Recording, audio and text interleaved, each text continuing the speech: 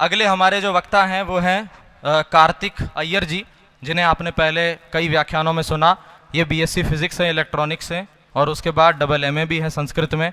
अब हम इनको सुनेंगे और इनके साथ भी चर्चा विमर्श करेंगे थियरी ऑफ एवोल्यूशन पर। तीसरे हमारे वक्ता हैं संदीप आर्य जी, जो खुद बीएससी जूलॉजी हैं डीयू से। कृपया मंच पर उपस्थित हों। तथा एक माउंटेनियर भी हैं, अब तक लगभग 25 से ज़्यादा हिमालय की चोटियां चढ़ चुके हैं और बहुत ही पराक्रमी और साहसी व्यक्ति हैं। ये भी आज इस चर्चा में सम्मिलित होंगे। सबसे पहले उत्कर्ष जी अपनी एक प्रेजेंटेशन देंगे छोटी सी, जिसमें वो एबायोजेनेसिस क्या है और थियरी ऑफ एवोल्यूशन में क्या क्या कमियां हैं, या थियरी ऑफ एवोल्यूशन क्या है, इस विषय को सरल भाषा से थोड़ा रिगरसनेस तक लेकर के जाएंगे। मैं चाहूँगा उत्कर्ष जी शुरू करें। ओम नमस्ते आप सभी को। हेलो। ये वैसे तो मेरा पहला प्रेजेंटेशन है आर्य समाज का, लेकिन अब मेरा पहला प्रेजेंटेशन है और वो वेदों के बिना ना हो, ऐसा तो हो नहीं सकता है। तो जो लोग वेदों को दूर से देख रहे हैं या ग्रूर से देख रहे हैं, जो दूर से देख रहे हैं वो कृपया पास आ जाएं, और जो ग्रूर से देख रहे हैं उनको गुरूर को तोड़ा जाएगा। और उसी श्रृंखला में आज इवोल्यूशन का खंडन इस मंच से होने जा रहा है। थ्योरी ऑफ इवोल्यूशन, हालांकि इससे ईश्वर के सिद्ध और ईश्वर के सिद्ध न होने से कोई अंतर नहीं पड़ता है, लेकिन फिर भी आज के नास्तिक इसको बार बार उठाते हैं और कहते हैं, और बार बार नास्तिक इसकी जरूरत लेके ईश्वरवादियों का और आस्तिकों का खंडन करते रहते हैं। ठीक, तो इवोल्यूशन को, हालांकि जो डार्विनियन इवोल्यूशन है उसको प्रोकैरियोटिक सेल से या एकदम बेसिक लास्ट कॉमन एंसेस्टर से उसकी शुरुआत मानी जाती है, लेकिन वहाँ पे उनका प्रपंच ये रहता है, जो इवोल्यूशनिस्ट हैं, ध्यान रखिएगा मैं साइंस के अगेंस्ट नहीं हूँ, मैं इवोल्यूशन के अगेंस्ट हूँ, क्योंकि इवोल्यूशन पे अभी तक पूरी दुनिया क्लूलेस है और केवल एकेडमिक में प्रपंच और स्कैम, इससे बड़ा स्कैम नहीं चल रहा है। तो इवोल्यूशन एक्चुअली में है क्या, ये आप सभी ने टीवी सीरियल से लेके एनसीईआरटी की किताबों तक पढ़ा होगा कि मनुष्य पहले बंदर जैसा था, फिर बंदर से धीरे धीरे धीरे करते करते वो इंसान बना।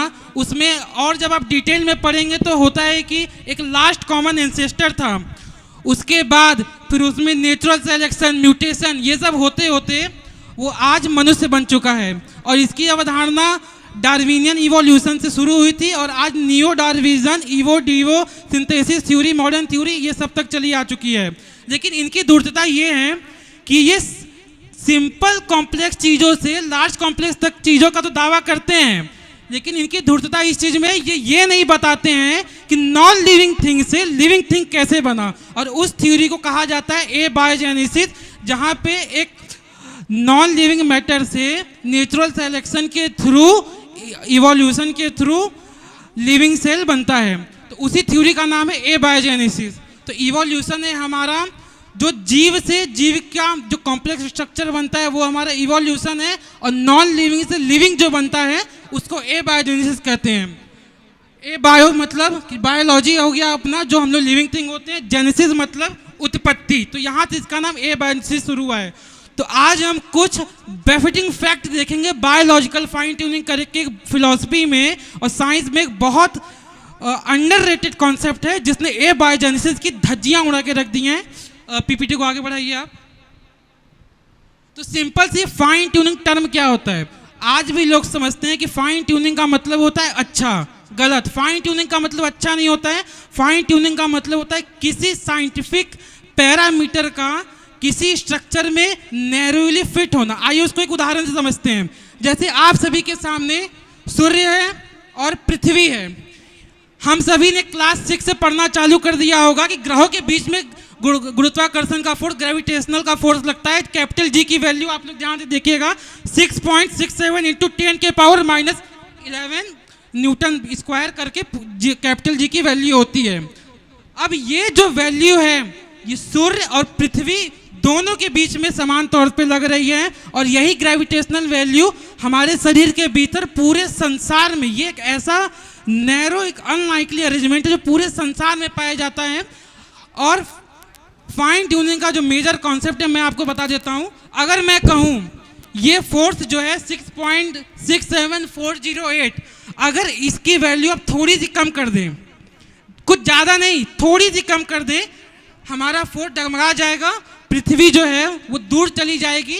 और मैं बता दूं, पृथ्वी अगर जरा से भी दूर गई तो पृथ्वी पे तापमान बढ़ जाएगा, जीवन पनप नहीं पाएगा।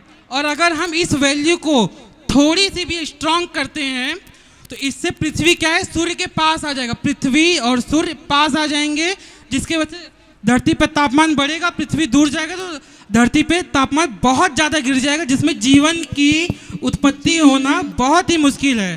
तो इस कांस्टेंट को हम कहते हैं फाइन ट्यूनिंग कांस्टेंट। तो ये साइंटिफिक आर्गुमेंट है जो ईश्वर की सिद्धि से लेके इवोल्यूशन के खंडन तक हर तरीके से प्रयुक्त होता है। तो आप लोग समझ गए होंगे कि फाइन ट्यूनिंग का कॉन्सेप्ट क्या है। नेक्स्ट करिएगा इसको। तो ये फॉर्मूला देख के आप लोगों को घबराने की जरूरत नहीं। ये फॉर्मूला बेसिकली ये बताता है rate of required energy consumption, जो कि एक सेल में होता है। जनरली हम लोग बायोलॉजी अलग पढ़ते हैं, फिजिक्स अलग पढ़ते हैं। बायोफिजिक्स का भी अपना कॉन्सेप्ट होता है, जिसमें सेल के अंदर किस रेट से एनर्जी का प्रभाव हो रहा है उसको ये इक्वेशन समझाता है। और ये लेटेस्ट रिसर्च पेपर है। अगर इस रेट में 10 नहीं, 5 नहीं, 1 नहीं, 0.1% का भी आप चेंज कर देंगे तो हमारा सेल नहीं बन पाएगा। नेक्स्ट करिएगा। और ये आप ग्राफ देख रहे हैं, हालांकि ये अभी लेटेस्ट रिसर्च पेपर से उठाया गया ग्राफ है। ये हमारा फ्रीक्वेंसी मास का ये हमारा रिलेशन, ये ग्राफ हमारा शो करता है। एक्चुअली में ये बताता है कि जितने भी फिजिकल कांस्टेंट है या फिजिकल लॉज हैं जो हमारे शरीर के भीतर, जो हर लिविंग बीइंग के अंदर, चाहे वो पानी का जीव हो, चलने वाला जीव हो, उड़ने वाला जीव हो, उन सब के अंदर एक प्रिसाइज वैल्यू सेट है, जिसके अगर जरा से भी डगमगाने से हमारा लिविंग का बेसिक स्ट्रक्चर जो सेल होता है वो भी पनप नहीं पाएगा। नेक्स्ट करिएगा इसको। अच्छा, अब कुछ लोगों को फाइन ट्यूनिंग टर्म समझ में आया होगा, कुछ लोग को नहीं समझ में आया होगा, कुछ लोग इससे रिलेट ही नहीं कर पा रहे होंगे कि हो क्या रहा है, बस वो सुन रहे होंगे। तो मैं आपको बता दूं, ये जो कांस्टेंट है ग्रेविटेशन की वैल्यू जो 6.67 करके है उतनी, और जो बाकी जो मैंने फॉर्मूलाज और इक्वेशन दिखाए उन सब की वैल्यूज जो हो गई, वो वैल्यूज क्या बाई चांस आई हैं या किसी के द्वारा सेट की गई हैं। यही है हमारा फाइन ट्यूनिंग आर्गुमेंट का तीसरा प्रेमिस। ठीक, अब लोग कह सकते हैं कि ये जो अरेंजमेंट है फिजिकल कांस्टेंट का, ये अपने आप बाई चांस हो सकता है, बिग बैंग हुआ होगा, बिलियंस ऑफ ईयर्स में धीरे धीरे ग्रेविटेशन की वैल्यू, बाकी फोर्सेस की वैल्यू, बाकी जो भी हमारा रेट चेंज है उसकी वैल्यू धीरे धीरे आ गई होगी। तो ऐसा होने की संभावना मैं आपको बताता हूँ कितनी है। ऐसा होने की संभावना केवल एक बार होएगा। अगर ब्रह्मांड बनता है तो 10⁻⁰ ये इतना बड़ा नंबर कि आप इसको इमेजिन नहीं कर सकते हैं।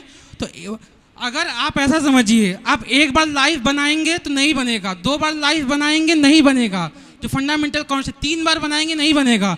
इतनी बार जब आप रैंडमली बाई चांस प्रयास करेंगे तब जाके हमारी एक संभावना आएगी, वो भी गारंटी नहीं है, जिसमें हमारा ये यूनिवर्स बनेगा। तो ये था मैथमेटिकल एविडेंस जो इवोल्यूशन के अगेंस्ट खड़ा होता है। अब ए बायोजेनेसिस पे हम आ जाते हैं थोड़ा सा। एक्चुअली में ए बायोजेनेसिस का जो है, आपने कई लोगों का वीडियो देखा होगा, मिलर यूरे एक्सपेरिमेंट करके एक एक्सपेरिमेंट हुआ था, जो हमारे बॉडी के अंदर फंडामेंटल पार्टिकल होता है लाइफ को सपोर्ट करने के लिए, उसको हम लोग कहते हैं प्रोटीन। प्रोटीन तो भाई सबने सुना होगा, प्रोटीन पाउडर लेके बहुत लोग आए भी होंगे, लेकिन ये वो प्रोटीन नहीं, ये प्रोटीन है फंडामेंटल जो हमारा पार्टिकल होता है, जो एक लिविंग के लिए बहुत इंपॉर्टेंट होता है। और उस प्रोटीन का भी एक फंडामेंटल, एक जो बेसिक पार्ट होता है, उससे हम कहते हैं अमीनो एसिड। तो मिलर यूरे एक्सपेरिमेंट में हमको, वो जब एक्सपेरिमेंट हुआ था 90s में, तो उसमें हमको लेफ्ट हैंडेड और राइट हैंडेड दोनों अमीनो एसिड मिले थे। और वहाँ पे नास्तिक ये कहते हैं कि देखो अपने आप तो अमीनो एसिड बन गया, अब फिर उससे अपने आप प्रोटीन बनेगा, फिर प्रोटीन से अपने आप लाइफ बन जाएगी, ईश्वर की तो कहीं ज़रूरत ही नहीं है। लेकिन यहाँ उनकी एक ये धूर्तता आती है, धूर्तता कम, ये साइंटिफिक स्कैम आप लोग इसको कह सकते हैं, जो कि बहुत गलत बात है। तो लिविंग सेल के अंदर जो लिविंग होते हैं, जितने भी लिविंग है, एक दो ब्लू एल्गी बैक्टीरिया, ये जो एल्गाइज वगैरह होती हैं उनको छोड़ दिया जाए, उनमें भी एक्सेप्शन है कि सारे के सारे लिविंग ऑर्गेनिज्म में केवल और केवल लेफ्ट हैंडेड अमीनो एसिड पाया जाता है। लेकिन मिलर यूरे एक्सपेरिमेंट में लेफ्ट और राइट दोनों अमीनो एसिड पाया गया था, और इसीलिए जो कहता है कि मिलर यूरे एक्सपेरिमेंट से अमीनो एसिड बनता है, अमीनो एसिड से प्रोटीन बनता है, ये उनकी धूर्तता है, क्योंकि मिलर एक्सपेरिमेंट में केवल लेफ्ट हैंडेड और राइट हैंडेड दोनों प्रकार के अमीनो एसिड बने थे। मैं आपको बताना चाहता हूँ चायरैलिटी का कॉन्सेप्ट क्या होता है। बेसिकली चायरैलिटी ये होती है, जैसा ये अपना हाथ है, ठीक, अब ये हाथ है, अब इस पे अपना दूसरा हाथ जब लगाएंगे तो ये दोनों एक दूसरे के चायरल हो जाएंगे, यानी कि मिरर इमेज आपका बन जाएगा। तो मिलर यूरे एक्सपेरिमेंट में इसी प्रकार चायरैलिटी के साथ लेफ्ट हैंडेड और राइट हैंडेड अमीनो एसिड पाए गए थे। लेकिन लाइफ के लिए हमें केवल और केवल लेफ्ट हैंडेड चाहिए। तो साइंस यहाँ पे, और खास करके वो नास्तिक जो इस तरह खंडन करते हैं कि मिलर यूरे एक्सपेरिमेंट से हम ये सिद्धांत समझा सकते हैं कि लाइफ की उत्पत्ति बिना ईश्वर के केमिकली अपने आप हो सकती है, साइंस आज भी उस पर क्लूलेस है। अब मैं अपने समय से ज़्यादा समय ले लिया हूँ, उसके लिए क्षमा चाहूँगा। और आगे इसके जो मैंने तर्क दिया है, इसके खंडन में नास्तिकों के जो तर्क आते हैं उसका भी मैं रिप्लाई दूंगा प्रॉपर साइंटिफिक रिसर्च पेपर से। और मैं फिर से बोल देता हूँ, इवोल्यूशन का खंडन करने का मतलब आप लोग ये मत समझिएगा कि हम लोग साइंस के विरोध हैं। चारपाई की 4 में से 1 पाई अगर खराब हो तो इसका मतलब पूरी चारपाई खराब नहीं होती। बहुत बढ़िया। उत्कर्ष जी ने यहाँ ज्ञान के ही विषय में और ज्ञान के ही महत्व के बारे में कई देर से चर्चा हो रही थी और इन्होंने ज्ञान की ही बातें की। वो बात अलग है कि अब जब ज्ञान की बात हो रही है तो बहुत ही कम लोग यहाँ सुन रहे हैं, लेकिन हमेशा जब ज्ञान की बात होती है तो बहुत कम लोगों को ही टारगेट करना होता है, क्योंकि बहुत कम ऐसे लोग होंगे जो इन विषयों को समझेंगे। और हमें लोगों को नहीं समझाना है, हमें लोगों को समझाने वाले लोगों को समझाना है। तो बात हमारी अपने आप लंबे समय तक रहेगी और उसका एक इम्पैक्ट रहेगा। तो आज हम इस विषय पर चर्चा करेंगे। कई लोगों को ये विषय ज़्यादा टेक्निकल लग सकता है, तो एक बार मैं इसकी भूमिका रख देता हूँ कि हम किस विषय पर चर्चा कर रहे हैं। आप सभी ने ये उक्ति सुनी होगी कि मनुष्य की उत्पत्ति बंदर से हुई है। यदि सुना है तो हाथ खड़ा करिए। किस किस ने ऐसा सुना है कि मनुष्य की उत्पत्ति बंदर से हुई है? वास्तव में एवोल्यूशन ऐसा कहता है कि बंदर और मनुष्य दोनों के ही पूर्वज समान थे, एक कॉमन एंसेस्ट्री थी।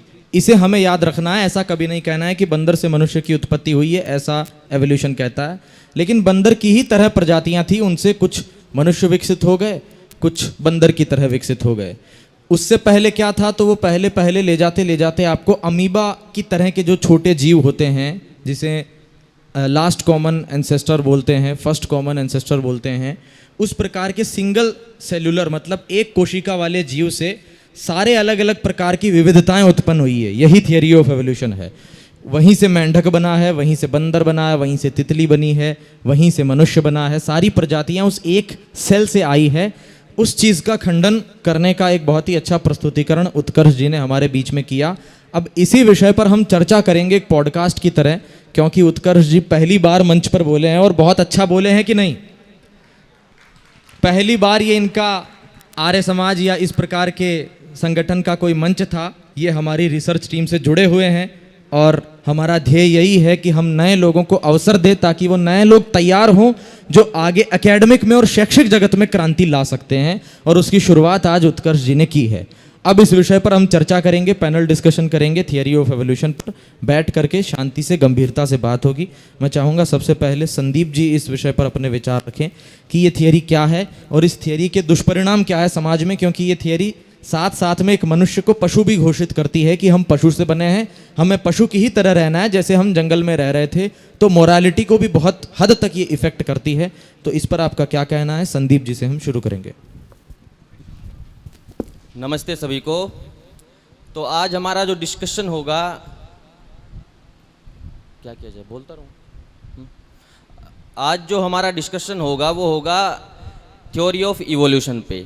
और उसमें भी मैं जो डिस्कस करूंगा वो है मानवीय इवोल्यूशन और उसका जो दुष्परिणाम है मानवता के ऊपर। तो थोड़ा ध्यान से सुनना बातों को। अक्सर क्या होता है दुनिया में एक फिलॉसफी चलती है कि सर्वाइवल ऑफ द फिटेस्ट, कि जो आदमी तगड़ा है, जो जीव तगड़ा है वही आगे जाके राज करेगा या सर्वाइव करेगा।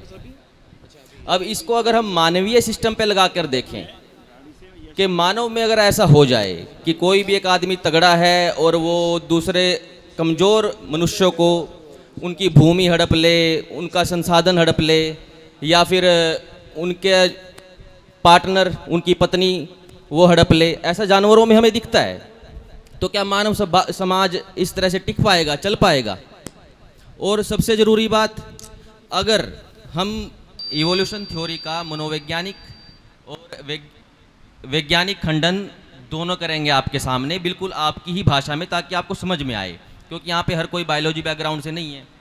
तो मैं आपको थोड़ा समझा देता हूँ कि जो ये इवोल्यूशन थ्योरी है ये क्या कहती है।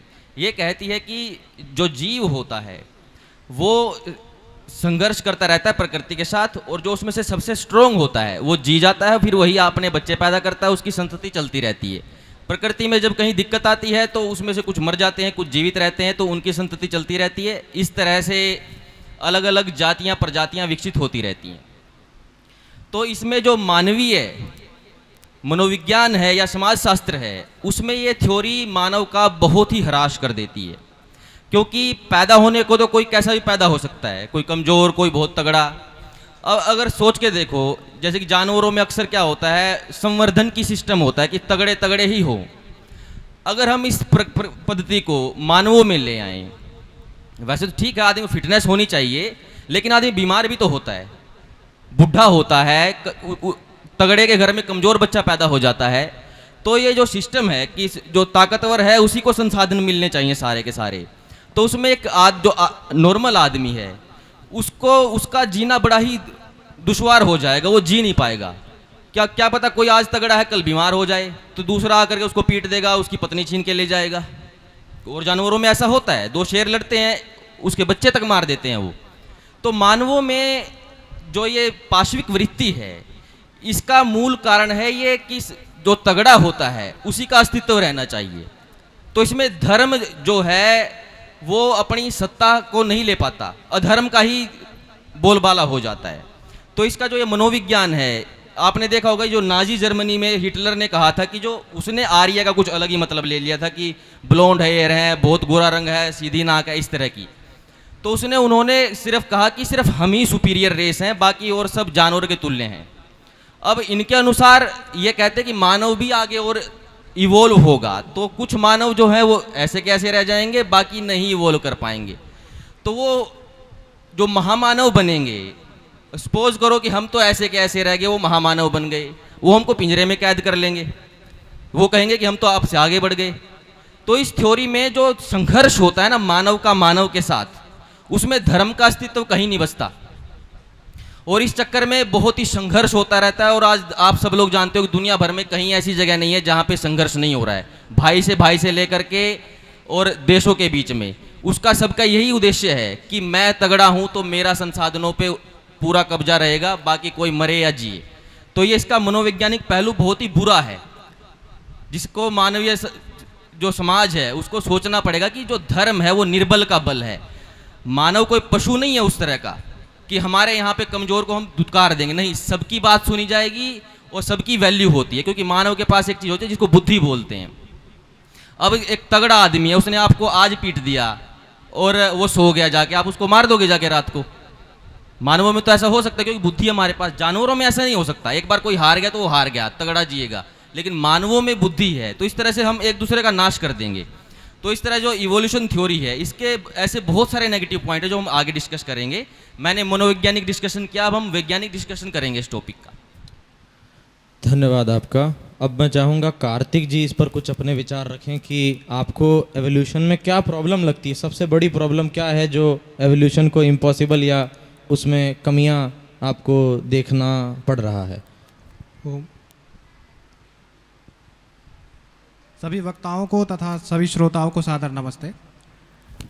थ्योरी ऑफ एवोल्यूशन के ऊपर ये सत्र चल रहा है और हम सब के प्रेरणा स्रोत श्री संजय कुमार जी, जो कि पेशे से एक वैद्य हैं और अखंड ब्रह्मचारी हैं, उन्होंने थ्योरी ऑफ एवोल्यूशन पर बहुत कार्य किया है।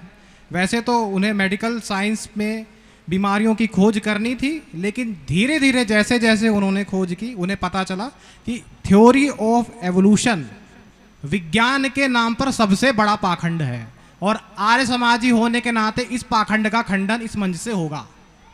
ये हमारे मंच की प्रतिज्ञा है। उन्होंने पीपीटी आदि भी बनाई थी, परंतु संभवतः उसका हम प्रदर्शन नहीं कर पाएंगे।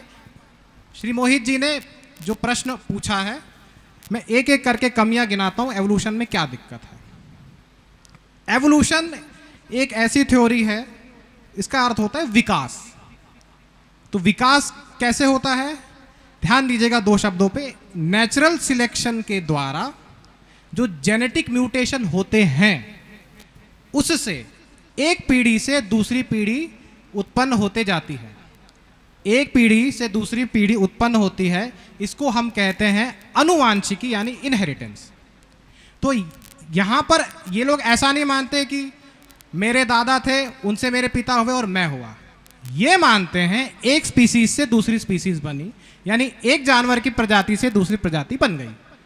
तो ये जो दो टर्म्स है वो उनका तात्पर्य ये है कि प्रकृति के द्वारा जो बदलाव होते हैं, गर्मी, धूप, पानी आदि इनके कारण से, उनके कारण शरीर में कुछ चेंजेस आते हैं और सर्वाइवल ऑफ द फिटेस्ट, जैसा कि संदीप जी ने कहा था कि जो सबसे ज्यादा फिट होता है वो बच जाता है। उदाहरण लीजिए, तिब्बत के जो लामा हैं, वे इतनी ठंड में केवल सामान्य चादर बिछाकर सो जाएंगे। यहां धरातलीय क्षेत्र में, मैदानी क्षेत्र में वाले जैसे मैं हूं, अगर मैं उस ऐसी ठंड में रात को अगर सोया तो सुबह तक मेरे प्राण पखेरु उड़ जाएंगे। तो ये नेचुरल सिलेक्शन क्या कहता है कि सर्दी गर्मी आदि के कारण शरीर के अंदर जो ऐसे जीव होते हैं वो वैसी कंडीशन को सरवाइव कर जाते हैं, तो उनकी पीढ़ी आगे बढ़ जाती है। और ऐसा होते होते जो हमारे सेल्स होते हैं, एक सेल दूसरे को कॉपी करता है डीएनए के इंफॉर्मेशन के कारण, इसको हम कहते हैं म्यूटेशन। इसको कहते हैं हम म्यूटेशन। ये कहते हैं कि ऐसे जो अडेप्टेशन हो रहा है, मतलब ऐसे जो नेचुरल सिलेक्शन हो रहा है, उसमें म्यूटेशन होंगे। एक सेल दूसरे की कार्बन कॉपी बनाता है, तो कार्बन कॉपी बनाने में कुछ कुछ दिक्कत हो जाती है, यानी उस इंफॉर्मेशन में कुछ विकृति आ जाती है या चेंज आ जाते हैं, तो उसके कारण एक पीढ़ी से दूसरी पीढ़ी बन जाती है। अब इसका सबसे बड़ा तर्क यह है कि आप किसी लैब एक्सपेरिमेंट में इसको आज तक साबित नहीं कर सके। मिलर उरे एक्सपेरिमेंट का खंडन यहां उत्कर्ष जी ने कर दिया। एक एक्सपेरिमेंट है रिचर्ड लेंस्की का, वो है ई कोली नाम के बैक्टीरिया पे। और ई कोली नाम का जो बैक्टीरिया है, ये क्या मानते हैं, प्रोकैरियोटिक से यूकैरियोटिक ऑर्गेनिज्म बने। सामान्य समझा देता हूं, जो प्रोकैरियोटिक ऑर्गेनिज्म है यानी वैसे सेल होते हैं, उनमें न्यूक्लियर मेम्ब्रेन नहीं होता और उनमें माइटोकॉन्ड्रिया आदि नहीं होता, और यूकैरियोटिक में ये दोनों चीज़ें होती हैं। तो उन्होंने, उनका जो सेल डिवीजन है वो बहुत ही मल्टीप्लाई होने वाला है। तो ई कोली बैक्टीरिया का जो एक्सपेरिमेंट है, एक चीज़ होती है सिलिया, एक धागे जैसा होता है जो उसे चलने में मदद करता है। तो उसकी करोड़ों अरबों पीढ़ियां हो गई, मतलब उसके लिए करोड़ों अरबों साल हो गए, उसके बाद भी जो प्रोकैरियोटिक है उससे यूकैरियोटिक ऑर्गेनिज्म नहीं बना। जब सूक्ष्म लेवल में नहीं बना तो बंदर जैसे जीव से इंसान बन जाएगा, ये कैसे पॉसिबल है? ये सबसे बड़ा इसका खंडन है। इसके प्रमाण में ये लोग जो फॉसिल रिकॉर्ड दिखाते हैं, फॉसिल रिकॉर्ड होते हैं, भूकंप आदि आते हैं या प्राकृतिक आपदाएं आती हैं, उसके कारण से जो जानवर दब जाते हैं उनके कुछ कुछ कंकाल मिल जाते हैं, क्योंकि वो कंकाल पूरी तरीके से गल के नष्ट नहीं हो पाए। तो इसके कारण से उनके द्वारा अध्ययन होता है, उसको कहते हैं फॉसिल रिकॉर्ड। ये कहते हैं कुछ कुछ ऐसे फॉसिल है जो बंदर जैसे जीव से, देखिए एप लाइक मैन, मैं ये शब्द है, मैं उसको सीधे बंदर कह रहा हूं, ठीक है, तो कोई खोट ना निकाले। तो बंदर जैसे जीव से इंसान बन रहा है, ये इनकी मान्यता है। और ये कहते हैं कि बंदर और इंसान दोनों के फीचर एक जैसी खोपड़ी में या एक जैसी हड्डियों में मिलते हैं। और इसमें इन लोगों ने 3 जगह प्रपंच किया हुआ है। जैसे पिल्ट डाउन मैन, उसमें ऊपर की खोपड़ी इंसान जैसी थी, नीचे की ओरेंगुटैन की थी। फैक्चुअली थोड़ा ऊपर नीचे हो सकता है। तो उसमें क्या था, 40 साल तक दुनिया को बेवकूफ बनाते रहे कि एक ऐसी खोपड़ी मिली है जो बंदर और इंसान के बीच की है। सोचिए, 40 साल तक मूर्ख बनाते रहे। उसके बाद झूठ पकड़ा गया। जो उस म्यूजियम का क्यूरेटर था उसने खुलासा किया कि ये नकली है। और एक लूसी नाम का प्राणी था। लूसी नाम के प्राणी के बारे में कहा जाता है कि वो इंसान का पूर्वज था। लेकिन दुर्भाग्य है, ये साबित हो चुका है कि वह इंसान का पूर्वज नहीं था, वो बंदर का ही पूर्वज था। उसके बावजूद भी पढ़ाया जाता है कि वो इंसान का पूर्वज था।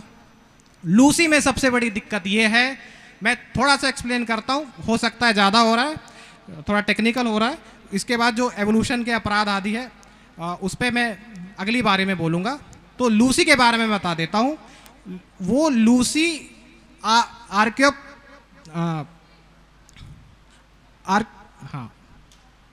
ऑस्ट्रेलियोपैथिकस, ये टर्म आता है उसके लिए, साइंटिफिक टर्म है। जो ऑस्ट्रेलियोपैथिकस है वो एक ऐसा जीव है, उसको कहते थे इंसान और बंदर का मिश्रण है। अब इंसान की जो कूल्हे की हड्डी होती है और बंदर की होती है, दोनों अलग अलग होती है। आपको इंटरनेट पे वीडियो मिल जाएगा। क्रिएशन के विद्वान डेविड मेंटन जी ने उस वीडियो का खुलासा किया है। इन्होंने कूल्हे की हड्डी जो कि बंदर जैसी थी, काट कर उसको इंसान की तरह करने की कोशिश की। इस प्रकार से फॉसिल्स के साथ बलात्कार किया जाता है और दुनिया को बताया जाता है कि बंदर से इंसान बन गया। इस प्रकार के पाखंड यहाँ पे चल रहे हैं। एक लाइन में बता रहा हूँ, एक नेब्रास्का मैन, नेब्रास्का में वो प्राप्त हुआ था। अब आप सोचिए, एक जबड़े का नीचे का हिस्सा, ऊपर का हिस्सा प्राप्त हो गया, उससे पूरा इंसान कैसा है वो भी बता देते हैं, और वो गोरा था या काला था ये भी बता देते हैं, उसकी दाढ़ी थी या मूछ थी ये भी बता देते हैं, यहाँ तक के बाल गोल्डन थे, लाल थे, हरे थे, ये भी बता देते हैं। इससे बड़ा पाखंड क्या होगा बताइए। ओम। कार्तिक जी ने बहुत ही कम शब्दों में बहुत बड़ी बात कह दी। इसमें मैं थोड़ी व्याख्या जोड़ना चाहूँगा। अभी जो पिल्ट डाउन मैन नाम के एक फॉर्जरी की बात चल रही है, इस फॉर्जरी का आविष्कार 1912 में लगभग हुआ था। 2 वैज्ञानिक थे, आर्थर स्मिथ और चार्ल्स डॉसन, और फिर इसे 1952 में एक्सपोज किया गया वैज्ञानिक जगत द्वारा ही कि ये हमारी बहुत बड़ी भूल थी। यानी लगभग 40 वर्ष तक इस पाखंड को चलाया गया और विज्ञान की किताबों में ये सब पढ़ाया गया। और इसके बाद भी ऐसे अनेक फॉसिल के छल हमारे सामने आए हैं जिसके नाम पर विज्ञान कहकर के वो स्टिकर बच्चों के दिमाग में चिपकाया। जैसे एक और उदाहरण मैं आपके सामने प्रस्तुत करता हूँ, ओटा बेंगा, जो कि एक अफ्रीकन ट्राइब का, पिग्मा ट्राइब का एक सदस्य था। और क्योंकि अफ्रीका के लोग थोड़े बौने होते हैं, हल्के से काले होते हैं और उनके शरीर की आकृति थोड़ी अलग होती है, तो उस एक जीवित व्यक्ति को एक ह्यूमन जू में रख दिया गया, ये कह करके कि जब मनुष्य से बंदर से मनुष्य की यात्रा हो रही थी, कॉमन एंसेस्टर से होमो सेपियंस की, तो ये उसका मिसिंग लिंक है। क्योंकि कई बार ऐसा प्रश्न किया जाता है कि यदि पशु से मनुष्य बन रहा था तो बीच की प्रजाति कहाँ गई। तो बीच की प्रजाति आज अफ्रीका में रह रही है, ऐसा करके पूरी रेसिज्म वाली थ्योरी बनाई गई। और उस थ्योरी के प्रमाण के रूप में एक जीवित मनुष्य को लिया, उसके दांतों को घिसा गया और उसे जू में ये कहकर रख दिया कि हमें मिसिंग लिंक मिला है। जब उस व्यक्ति को ये बात पता चली कि उसे एक प्रमाण के रूप में प्रस्तुत किया जा रहा है और एक अनएथिकल चीज है उसे, तो उस व्यक्ति ने आत्महत्या कर ली, ये जानकर के कि उसके मानवाधिकारों का शोषण हो रहा है। आज तक ये बात कितने लोगों को पता थी? क्या यहाँ पांडाल में उपस्थित किसी व्यक्ति ने ये कहानी आज से पहले सुनी है? किसी ने नहीं सुनी। ये सुना है कि धर्म के नाम पर कितने पाखंड हुए हैं। आसाराम के बारे में सबको बताया गया, राम रहीम के बारे में सबको बताया गया। कोई भी यदि पाखंडी बाबा होगा तो उसके बारे में सबको बताया जाएगा। लेकिन पाखंडी वैज्ञानिक भी हैं, वहां पर भी रॉन्ग नंबर है, वहां पर भी झूठ और प्रपंच फैलाया जा रहा है। और उन्हीं विज्ञान की टेक्स्ट बुक्स को पढ़ करके हमारा युवा ये समझता है कि हमें हर चीज का साइंटिफिक एविडेंस चाहिए। कौन सा साइंटिफिक एविडेंस? ये साइंटिफिक एविडेंसेस जो पूरी तरीके से बायस्ड हैं, पूरी तरीके से वेस्टर्न इंक्लिनेशन में भरे हुए हैं। यदि हम इनके आधार पर अपनी फिलॉसफी को आंकेंगे तो हम कभी वेदों को नहीं जान पाएंगे। तो ये एक बहुत बड़ी प्रॉब्लम है और इस प्रॉब्लम का सॉल्यूशन ये है कि हमें एकेडमिक्स की स्थापना, माइक में टेक्निकल प्रॉब्लम है, और इसी बात से मुझे ये महसूस होता है और मैं सबको कहना चाहूँगा कि हमें एकेडमिक्स में अपने मत की स्थापना करनी होगी। फिर चाहे हम कितनी चिंताएं क्यों ना व्यक्त कर दें, कितने ही हम विवादों में क्यों ना उलझ जाएं, जब तक हम अपने शैक्षिक तंत्र का विकास नहीं करेंगे, क्योंकि यहाँ जितने लोग अभी उपस्थित हैं या इस हॉल के बाहर जितने लोग उपस्थित हैं वो अपने आप को आर्य समाजी या एटलीस्ट धार्मिक मान करके यहाँ पर आए हैं। हमें इन लोगों को नहीं समझाना है, हमें इन लोगों को सिर्फ इतना समझाना है कि आपको आगे कैसे समझाना है, क्योंकि जो असली युद्ध है वो शुरू होता है जब आप दिल्ली में या किसी भी बड़ी सिटी की मेट्रो में जाएंगे, डीएलएफ मॉल में जाएंगे, किसी बड़े कॉम्प्लेक्स में जाएंगे, वहां आपको जो युवा दिख रहे हैं उन्हें कोई मतलब नहीं है हम जो बात कर रहे हैं ऐसी चर्चा से। वो पूरे अलग धारणा में, पूरी एक अलग धारा में और एक पूरी अलग फिलॉसफी में फंसे हुए हैं। वे खुद भी जानना चाहते हैं, स्वीकारना चाहते हैं, समझना चाहते हैं, उनमें भी क्यूरोसिटी है, एक डिग्री ऑफ पॉइंट उनमें ऐसा है जो इस ज्ञान के प्रति अनुराग रखता है, लेकिन हम उन तक अपना ज्ञान आज तक लेकर पहुंचे ही नहीं हैं।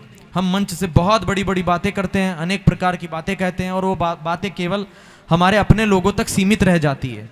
प्रॉब्लम कहाँ है, समस्या कहाँ है? हम समस्या का भान जब तक नहीं करेंगे तब तक हम कोई कार्य नहीं कर पाएंगे। मैं ये बहुत स्पष्ट शब्दों के साथ कहना चाहूँगा कि अभी हम जो ये कर रहे हैं ये एक चिंतन हो सकता है। चिंतन का अर्थ है जहाँ चिंता प्रकट की जाए, प्रचार नहीं है ये। प्रचार में और चिंतन में फर्क है। प्रचार मैं तब मानूंगा जब जेएनयू में जाकर के हम ये बात कहें और वहां पर भरी भीड़ में इन बातों के ऊपर विमर्श हो। प्रचार मैं तब मानूंगा जब हम ऑक्सफोर्ड में जाएं, कैम्ब्रिज में जाएं, हम हार्वर्ड में जाएं और वहां से हमारी बात को स्थापित करें और फिर से हम ओरिएंटेशन काशी में लेकर आएं, उज्जैन में लेकर आएं, जयपुर में लेकर आएं, हमारे शहरों में लेकर आएं, जैसे किसी समय पर यहाँ चाइना से भी इत्सिंग और फाइयान जैसे विद्वान पढ़ने आते थे। लेकिन आज यहाँ से कोई भी विदेश जाने के लिए तत्पर है, लेकिन विदेश से यहाँ आने के लिए तत्पर नहीं है। पाकिस्तान, बांग्लादेश, नेपाल से आ रहा है, वो एक अलग विषय है, लेकिन अमेरिका यानी यूएसए, कनाडा जैसी कंट्रीज से यहाँ कोई शिक्षा लेने के लिए नहीं आता है। जिस दिन हम इस स्वप्न को साकार कर लेंगे तब हम ये मानेंगे कि हम वेदों का प्रचार कर रहे हैं। फिलहाल हम वेदों का प्रचार नहीं, फिलहाल हम वेदों के प्रचार पर चिंतन कर रहे हैं, क्योंकि यहाँ जितने लोग हैं वो सारे मानते हैं कि ईश्वर है। आर्य समाज का प्रचार होना चाहिए, वेदों का प्रचार होना चाहिए, हिंदू राष्ट्र बनना चाहिए, हम सब मानते हैं। और हम सबकी संख्या इतनी कम है पूरे विश्व में जितनी संख्या आज पॉपुलेशन के मामले में जैनिज्म की भी नहीं है, इससे भी कम संख्या है। हालांकि जो शीर्ष पर लोग बैठे हैं उनकी संख्या तो और भी कम है। वामपंथियों की संख्या, मैंने आदरणीय ज्वलंत कुमार शास्त्री जी का एक व्याख्यान सुना था जिसमें वो कह रहे थे कि वामपंथियों की संख्या आर्य समाजियों से भी कम है, लेकिन फिर भी वामपंथ के जो फॉलोअर्स हैं उनकी संख्या सबसे अधिक है। इसका रीजन क्या है? इसका रीजन सिंपल सा ये है कि जो वामपंथी इस तंत्र को चला रहे हैं वो इनफ इंटेलेक्चुअल हैं। उन्हें पता है कि हमें किस नस को किस समय पकड़ना है और कहां से हमें कौन सा विवाद खड़ा करना है। उन्हें पता है हमें एकेडमिक्स में जाना है। वे मंच पर कम बोलते हैं, किताबों में ज्यादा बोलते हैं। हम किताबों में बहुत कम बोलते हैं और मंच पर जब बोलते हैं तो रुकते ही नहीं है। इस बात को हमें बदलना होगा, हमें पुस्तकों तक जाना होगा। स्वामी जी का जितना कार्य आज हम तक पहुंचा है वो पुस्तकों के माध्यम से पहुंचा है। और क्योंकि आज की रीति थोड़ी और बदल गई है, आज आप किसी बात को किताबों में भी कहेंगे तो उसे नहीं माना जाएगा। आज एक पद्धति है जिसे हम पीयर रिव्यू कहते हैं। जो पीएचडी कर रहे हैं उन्हें पता होगा। पीयर रिव्यू का अर्थ है कि आप किसी अपने शोध को किसी जर्नल में भेजेंगे, वहां जर्नल में एक जूरी बैठेगी जो उस विषय की विशेषज्ञ है, वो उसे स्वीकृत करेगी और उसे स्वीकृत करने के बाद जब वो आर्टिकल जर्नल में पब्लिश होगा तो उसके बाद उसे किताब में छापने में भी एज ए रेफरेंस की तरह साइट किया जाएगा और वो बात एक प्रमाण की तरह मानी जाएगी। हमारी टीम भी फिलहाल वही कार्य कर रही है। यहाँ सिर्फ हम इंटरेक्शन करने आए हैं कि यदि कोई ऐसे युवा है तो वो हमसे जुड़ सकें, क्योंकि 1 घंटे 2 घंटे 3 घंटे 10 घंटे में हम अपनी बात को नहीं कह सकते हैं। वेदों का जो ज्ञान है वो इतना गूढ़ है, वो इतना सागर की तरह है कि यदि उसे हम लगातार कहना चाहें तो 100 वर्ष भी कम पड़ जाएंगे। यहाँ जितनी हमारी टीम बैठी है, हम सबकी एक ऑर्गेनाइजेशन है VDRO, विज्ञान दर्शन रिसर्च ऑर्गेनाइजेशन। उस ऑर्गेनाइजेशन में मैं डायरेक्टर हूँ, बाकी लोग किसी न किसी पद पर, किसी न किसी डेजिग्नेशन पर रिसर्च कर रहे हैं।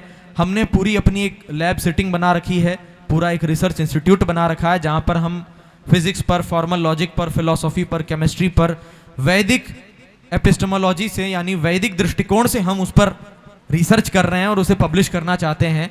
और इस रिसर्च को पब्लिश करने के लिए जो प्लेटफॉर्म हम यूज़ कर रहे हैं वो आईआईटी बॉम्बे का है। आईआईटी बॉम्बे के कोलैबोरेशन में हम ये कार्य कर रहे हैं और वहाँ से जो कोऑर्डिनेटर हैं गोविंद मौर्य जी, वो भी अभी यहाँ उपस्थित है। मैं चाहूँगा वो इस विषय पर कुछ अपने विचार रखें, क्योंकि यहाँ से मेरा उद्देश्य एवोल्यूशन का एकेडमिक क्रिटिसिज्म करना नहीं था, वो एक बहुत ही गूढ़ विषय है। सिर्फ एक डिस्कोर्स खोलना था कि हमें पता चले कि मॉडर्न वर्ल्ड में भी बहुत सारी ऐसी चीज़ें हैं जिनका सुधार होना चाहिए और इस पर काम शुरू होना चाहिए। इस पर गोविंद जी यदि कुछ अपने विचार रखें। जी, सभी श्रोताओं और वक्ताओं को नमस्ते। तो जैसा कि मोहित जी ने बताया, ये इवोल्यूशन विषय काफ़ी गूढ़ है, तो मैं 2-3 संक्षेप में बिंदु रखता हूँ।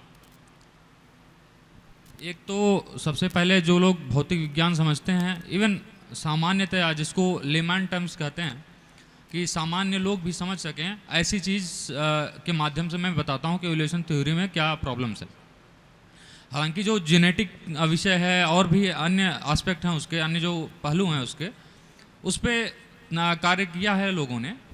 कुछ मैं अपने अनुसार उसमें बिंदु बताता हूँ आपको। जैसे अभी आप समझिए, एक तो नियम यह है भौतिकी का, कोई भी सिस्टम, कोई भी तंत्र जो है वो साम्य अवस्था में होता है, अर्थात इक्विलिब्रियम में होता है। जैसे अगर मान लीजिए ये मैं इसको थोड़ा सा, ये जो स्टेज है इसको थोड़ा सा मैं दाएं साइड या बाएं साइड झुका के छोड़ दूं, तो ये वापस अपनी पूर्वावस्था में आ जाएगा थोड़ी देर बाद, ठीक है। अगर मैं एक अपेक्षा से ज़्यादा इसको घुमा दूंगा तो ये गिर जाएगा, फिर वो वापस कभी नहीं जाएगा जब तक कि कोई बाह्य बल हम न लगाएं उस पर, ठीक। तो इसको कहते हैं इक्विलिब्रियम। तो यह जो इक्विलिब्रियम का सिद्धांत है वो सभी भौतिक विज्ञान, जैव विज्ञान सभी पे कार्य करता है। मैं उसका उदाहरण भी आपको देता हूं। तो यदि मान लीजिए किसी व्यक्ति में कोई डिफॉर्मेशंस हैं, जैसे ना हाथ में कुछ डिफॉर्मेशंस आ गया, हाथ टेढ़ा हो गया, या किसी का आपने देखा आज जो दिव्यांग हैं, या किसी के आंख में प्रॉब्लम हो गई, किसी के पैर में प्रॉब्लम हो गया, लेकिन जब उनकी संतति होती है आप देखेंगे कि बहुधा उनमें वो समस्याएं नहीं होती हैं, सेम समस्याएं। क्यों? क्योंकि जो जीन्स हैं उन्हें अपने पूरे सिस्टम का, अर्थात अपनी पूर्व पीढ़ी तक का पूरा इंफॉर्मेशन उनके अंदर होता है। और ये बात आज के समय में साइंस वाले भी मान रहे हैं। 2010 में मोनिका कार्मिन करके एक रिसर्चर हैं यूएस की, उन्होंने जीन को ट्रैक करके 1 लाख साल पूर्व तक मानव की उत्पत्ति का ये पूरा ट्रैक बताया। हालांकि उनके बहुत सारे पहलू स्वीकार नहीं किए जा सकते, क्योंकि यूरोपियन में माइंडसेट होता है, यूरोपियन और अमेरिकन में माइंडसेट होता है कि वही हम आ रहे हैं, वो अपने आप को ऐसा मानते हैं कि बिकॉज दे आर कॉकेशियंस, तो वो इसलिए सुप्रीम है, वो उनका ये सिद्धांत है, और सब कुछ जो है यूरोप सेंट्रिक बनाना चाहते हैं वो। तो विषय ये है कि जीन्स को उन्होंने ट्रैक करके, अर्थात अगर हम 1000 लोगों को जीन को ट्रैक करें तो उसका पूरा रिकॉर्ड उठा के निकाल सकते हैं। आज के समय में ऐसी टेक्नोलॉजी आ चुकी हैं। तो ये जो जीन विषय है वो इंफॉर्मेशन रखता है, अर्थात अगर डिफॉर्मेशंस आई किसी एक संतति में तो अगली संतति में सेम डिफॉर्मेशन, वही विचलन नहीं आएगा। यह आवश्यक नहीं है कि आएगा ही, आ सकता है और नहीं भी आ सकता है। यह इक्विलिब्रियम के सिद्धांत का पोषण करता। इक्विलिब्रियम के सिद्धांत का पोषण अर्थात तनिक भी कोई भी विचलन होगा वो वापस अपने साम्यावस्था पे आ जाएगा। जो इवोल्यूशन थ्योरी है वो इक्विलिब्रियम थ्योरी के अगेंस्ट में है, ठीक। क्यों? क्योंकि ये कहती है कि अगर हम, इवोल्यूशन का है सतत विकास, कि थोड़ा सा चेंज हुआ यहाँ, फिर अगले स्टेप में थोड़ा चेंज होगा, फिर थोड़ा चेंज होगा, और वो चेंज होते होते पूरी स्पीसीज यानी पूरी प्रजाति ही बदल जाती है, जो कि इक्विलिब्रियम थ्योरी के सिद्धांत के अगेंस्ट में है। यानी कि हम एक अपेक्षा से अधिक अगर इसको झुका दें तो ये गिर जाएगा। यही सिद्धांत यहाँ पे भी लागू होता है। अगर जीन में एक अपेक्षा से अधिक बदलाव आ गए तो वो चेन ब्रेक हो जाएगी, वो कंटिन्यू ही नहीं होगी आगे। समझ रहे हैं आप? और ये देखा, ये आप भी देख सकते हो, ये बहुत नेचुरल सी बात है। आप नॉर्मल सा डेटा उठा के देख लो कि माइनर से डिफॉर्मेशन, जीन डिफॉर्मेशन आ जाते हैं तो वो पीढ़ी कंटिन्यू नहीं होती, आपने सुना भी होंगे जैसे ह्यूमन में अगर 42 जीनोमिक सीक्वेंस हैं, अगर वो 43 या 44 हो गए या 45 हो गए या कम हो गए तो वो फिर अपनी पीढ़ी नहीं चला सकते आगे। मैं शब्द नहीं प्रयोग कर रहा हूं, बट आप समझ लीजिए कि अगर जीनोमिक सीक्वेंस चेंज हो गए, 42 से अलग हो गए, तो वो उनकी पीढ़ी आगे नहीं चल सकती है, ठीक है। लेकिन ये इवोल्यूशन थ्योरी उसके अगेंस्ट में बात करती है। ना तो आज तक इसका कोई एक्सपेरिमेंटल टेस्ट हुआ, ना आज तक कोई इस पे, जब भी कोई चैलेंज करता है तो ना ये उस बात को स्वीकार करके उस पर विचार विमर्श करना चाहते हैं, और ना ये सामान्य जो हम ऑब्जर्वेशन कहते हैं, सामान्य पर्यवेक्षण, उस पे सिद्धांत पे खरा उतरता है, ना तो इक्विलिब्रियम पे खरा उतरता है। लेकिन समस्या क्या है? समस्या है एकेडमिक्स। 2010 में मैं 10वीं पास किया हूँ, उसमें अभी जैसे कार्तिक जी बता रहे थे, अलग अलग जो ये लोग बताते हैं कि हाँ ऐसे इस होमो पिथेकस के बाद ये आया या इससे पहले ये था, ये सारी जो इन्होंने गढ़े थे वो सारे फर्जी घोषित हो चुके थे 2010 से पहले। ये 1980-90 में ही फर्जी घोषित हो चुके थे। लेकिन भारत का एकेडमिया ऐसा है, यहाँ पे 2010 तक मैं भी पढ़ा हूँ, अभी पुस्तकों में वो है, उसको प्रॉपर अभी भी साइंटिफिक बताया जाता है। सबसे बड़ा दुर्भाग्य यह है भारत का कि यहाँ पे जो अपडेटेड हैं वो अपडेट होने में पता नहीं कितने वर्ष लगेंगे, कितने शताब्दियाँ लगेंगी उसको चेंज होने में। मैं एक और छोटा सा एग्जांपल देता हूँ कि कैसे भारत में चेंज के यहाँ पे लोग विरुद्ध हैं। दूसरी चीज़, यूरोप सेंट्रिक माइंड जो है, भारत वालों का जो ऊपर बैठते हैं एकेडमिया बनाते हैं, उनका भी यूरोप सेंट्रिक माइंड है। अभी हाल ही में पुस्तकों में, इतिहास की पुस्तकों में मॉडिफिकेशन हुआ, आप देखेंगे क्लास 6 और क्लास 7 में। हाँ, साइंस पे बहुत सारी चीज़ें नहीं चेंज हुई। मैं हिस्ट्री का एक बहुत बड़ा प्रॉब्लम बता देता हूँ। भारत की जो क्रोनोलॉजी है, क्रोनोलॉजी मतलब महाभारत मिथोलॉजी घोषित हो जाती है, रामायण माइथोलॉजी घोषित हो जाती है, उसके बारे में बात ही करना मतलब आप जो है साइंटिफिक टेम्परामेंट के अगेंस्ट बात कर रहे हो। आप समझ रहे हैं? अगर आपने एकेडमिया में यह बात कर लिया कि महाभारत में ये चीज़ मेंशन्ड है, रामायण में यह बात मेंशन्ड है, तो आप साइंटिफिक टेम्परामेंट के अगेंस्ट में बात कर रहे होते हैं। एक बोलते हैं ओवरटन विंडो, कि ये जो है ओवरटन विंडो में ही नहीं आता, कंसिडर ही नहीं होता है। वेद तो दूर की बात है, वेद से बाद के हैं रामायण महाभारत, रामायण महाभारत तक कंसिडर नहीं होते हैं। वेदों को 3500 ईसा पूर्व का घोषित कर दिया गया। किस आधार पे? कोई आधार नहीं है। ज्योतिष के कुछ एक पॉइंट बताए गए हैं अयनांश के विचलन पे, जो कि पीरियोडिक हैं, और उस बात को ये नहीं मानते हैं। जो अयनांश का विचलन है, उस बात का, उसी जो सिद्धांत है उसमें, उसी सिद्धांत को नहीं मानते हैं, लेकिन उसी बात को आधार बना करके 3500 ईसा पूर्व घोषित कर देते हैं। आप समझ रहे हैं? मीठा मीठा गप कड़वा कड़वा थू, जो सामान्य मुहावरा प्रयोग होता है, वही कि जिस बात को ये नहीं मानते हैं उसी बात का आश्रय लेकर के उसको 3500 ईसा पूर्व घोषित करते हैं। वैदिक जो ज्योतिष करके है उसको इन्होंने 1500 ईसा पूर्व घोषित कर रखा है, वही अयनांश का विचलन प्रयोग करके। लेकिन अयनांश के विचलन को ये लोग अपना कंप्लीट रिवोल्यूशन मानते हैं, जबकि वेदों में या फिर अन्य पुराणों में, अन्य साहित्यों में, जितने भी स्क्रिप्चर्स हैं, जितने भी ग्रंथ हैं, उनमें कहीं पे भी उसको कंप्लीट रिवोल्यूशन नहीं माना, उसको पीरियोडिक ऑसिलेशन माना है। उसी बात को लेकर के ये घोषित करते हैं कि ये इतने वर्ष पूर्व है। मैं खुद विष्णु पुराण में जो वर्णित है, जैसे ये करते हैं वैदिक ज्योतिष का, सेम चीज किया विष्णु पुराण का 3800 से 4000 BC तक का है, मतलब आज से 4000 वर्ष पूर्व, 3800 से 4000 वर्ष पूर्व तक का आता है उसका समय। लेकिन ये बात वो नहीं मानेंगे। मैं वही कह रहा हूं कि एक बात मानेंगे, दूसरी बात नहीं मानेंगे। क्यों? क्योंकि हमारे में समस्या है, हम यूरोप सेंट्रिक माइंड बैठे हुए हैं, पता है। तो समस्या यह है कि जब तक ये परिवर्तन, जब तक वो जो लोग नहीं समझेंगे कि हाँ विषय क्या है, क्यों परिवर्तन होना चाहिए इन सब विषयों में, मुझे लगता है कि यहाँ जो लोग हैं उन्हें ये, जिन्हें ये समझ है कि हाँ भारत के जो साथ विश्वासघात हुआ, जो अभी भी साइंस में ये चीज़ें चल रही हैं या जो इतिहास में चल रहा है, उसमें परिवर्तन होने की आवश्यकता है और ऊपर किया जा सकता है, तो उन्हें ये प्रयास करना चाहिए। बाकी अगले क्रम में यदि समय मिलता है तो मैं थोड़ा सा और इस पे एवोल्यूशन और इसके पर्सपेक्टिव में बात करूंगा। धन्यवाद जी। ओम। श्री मोहित जी ने संचालन का भार मेरे ऊपर छोड़ा है और किसी आपातकालीन स्थिति में उन्हें यहाँ से जाना पड़ रहा है।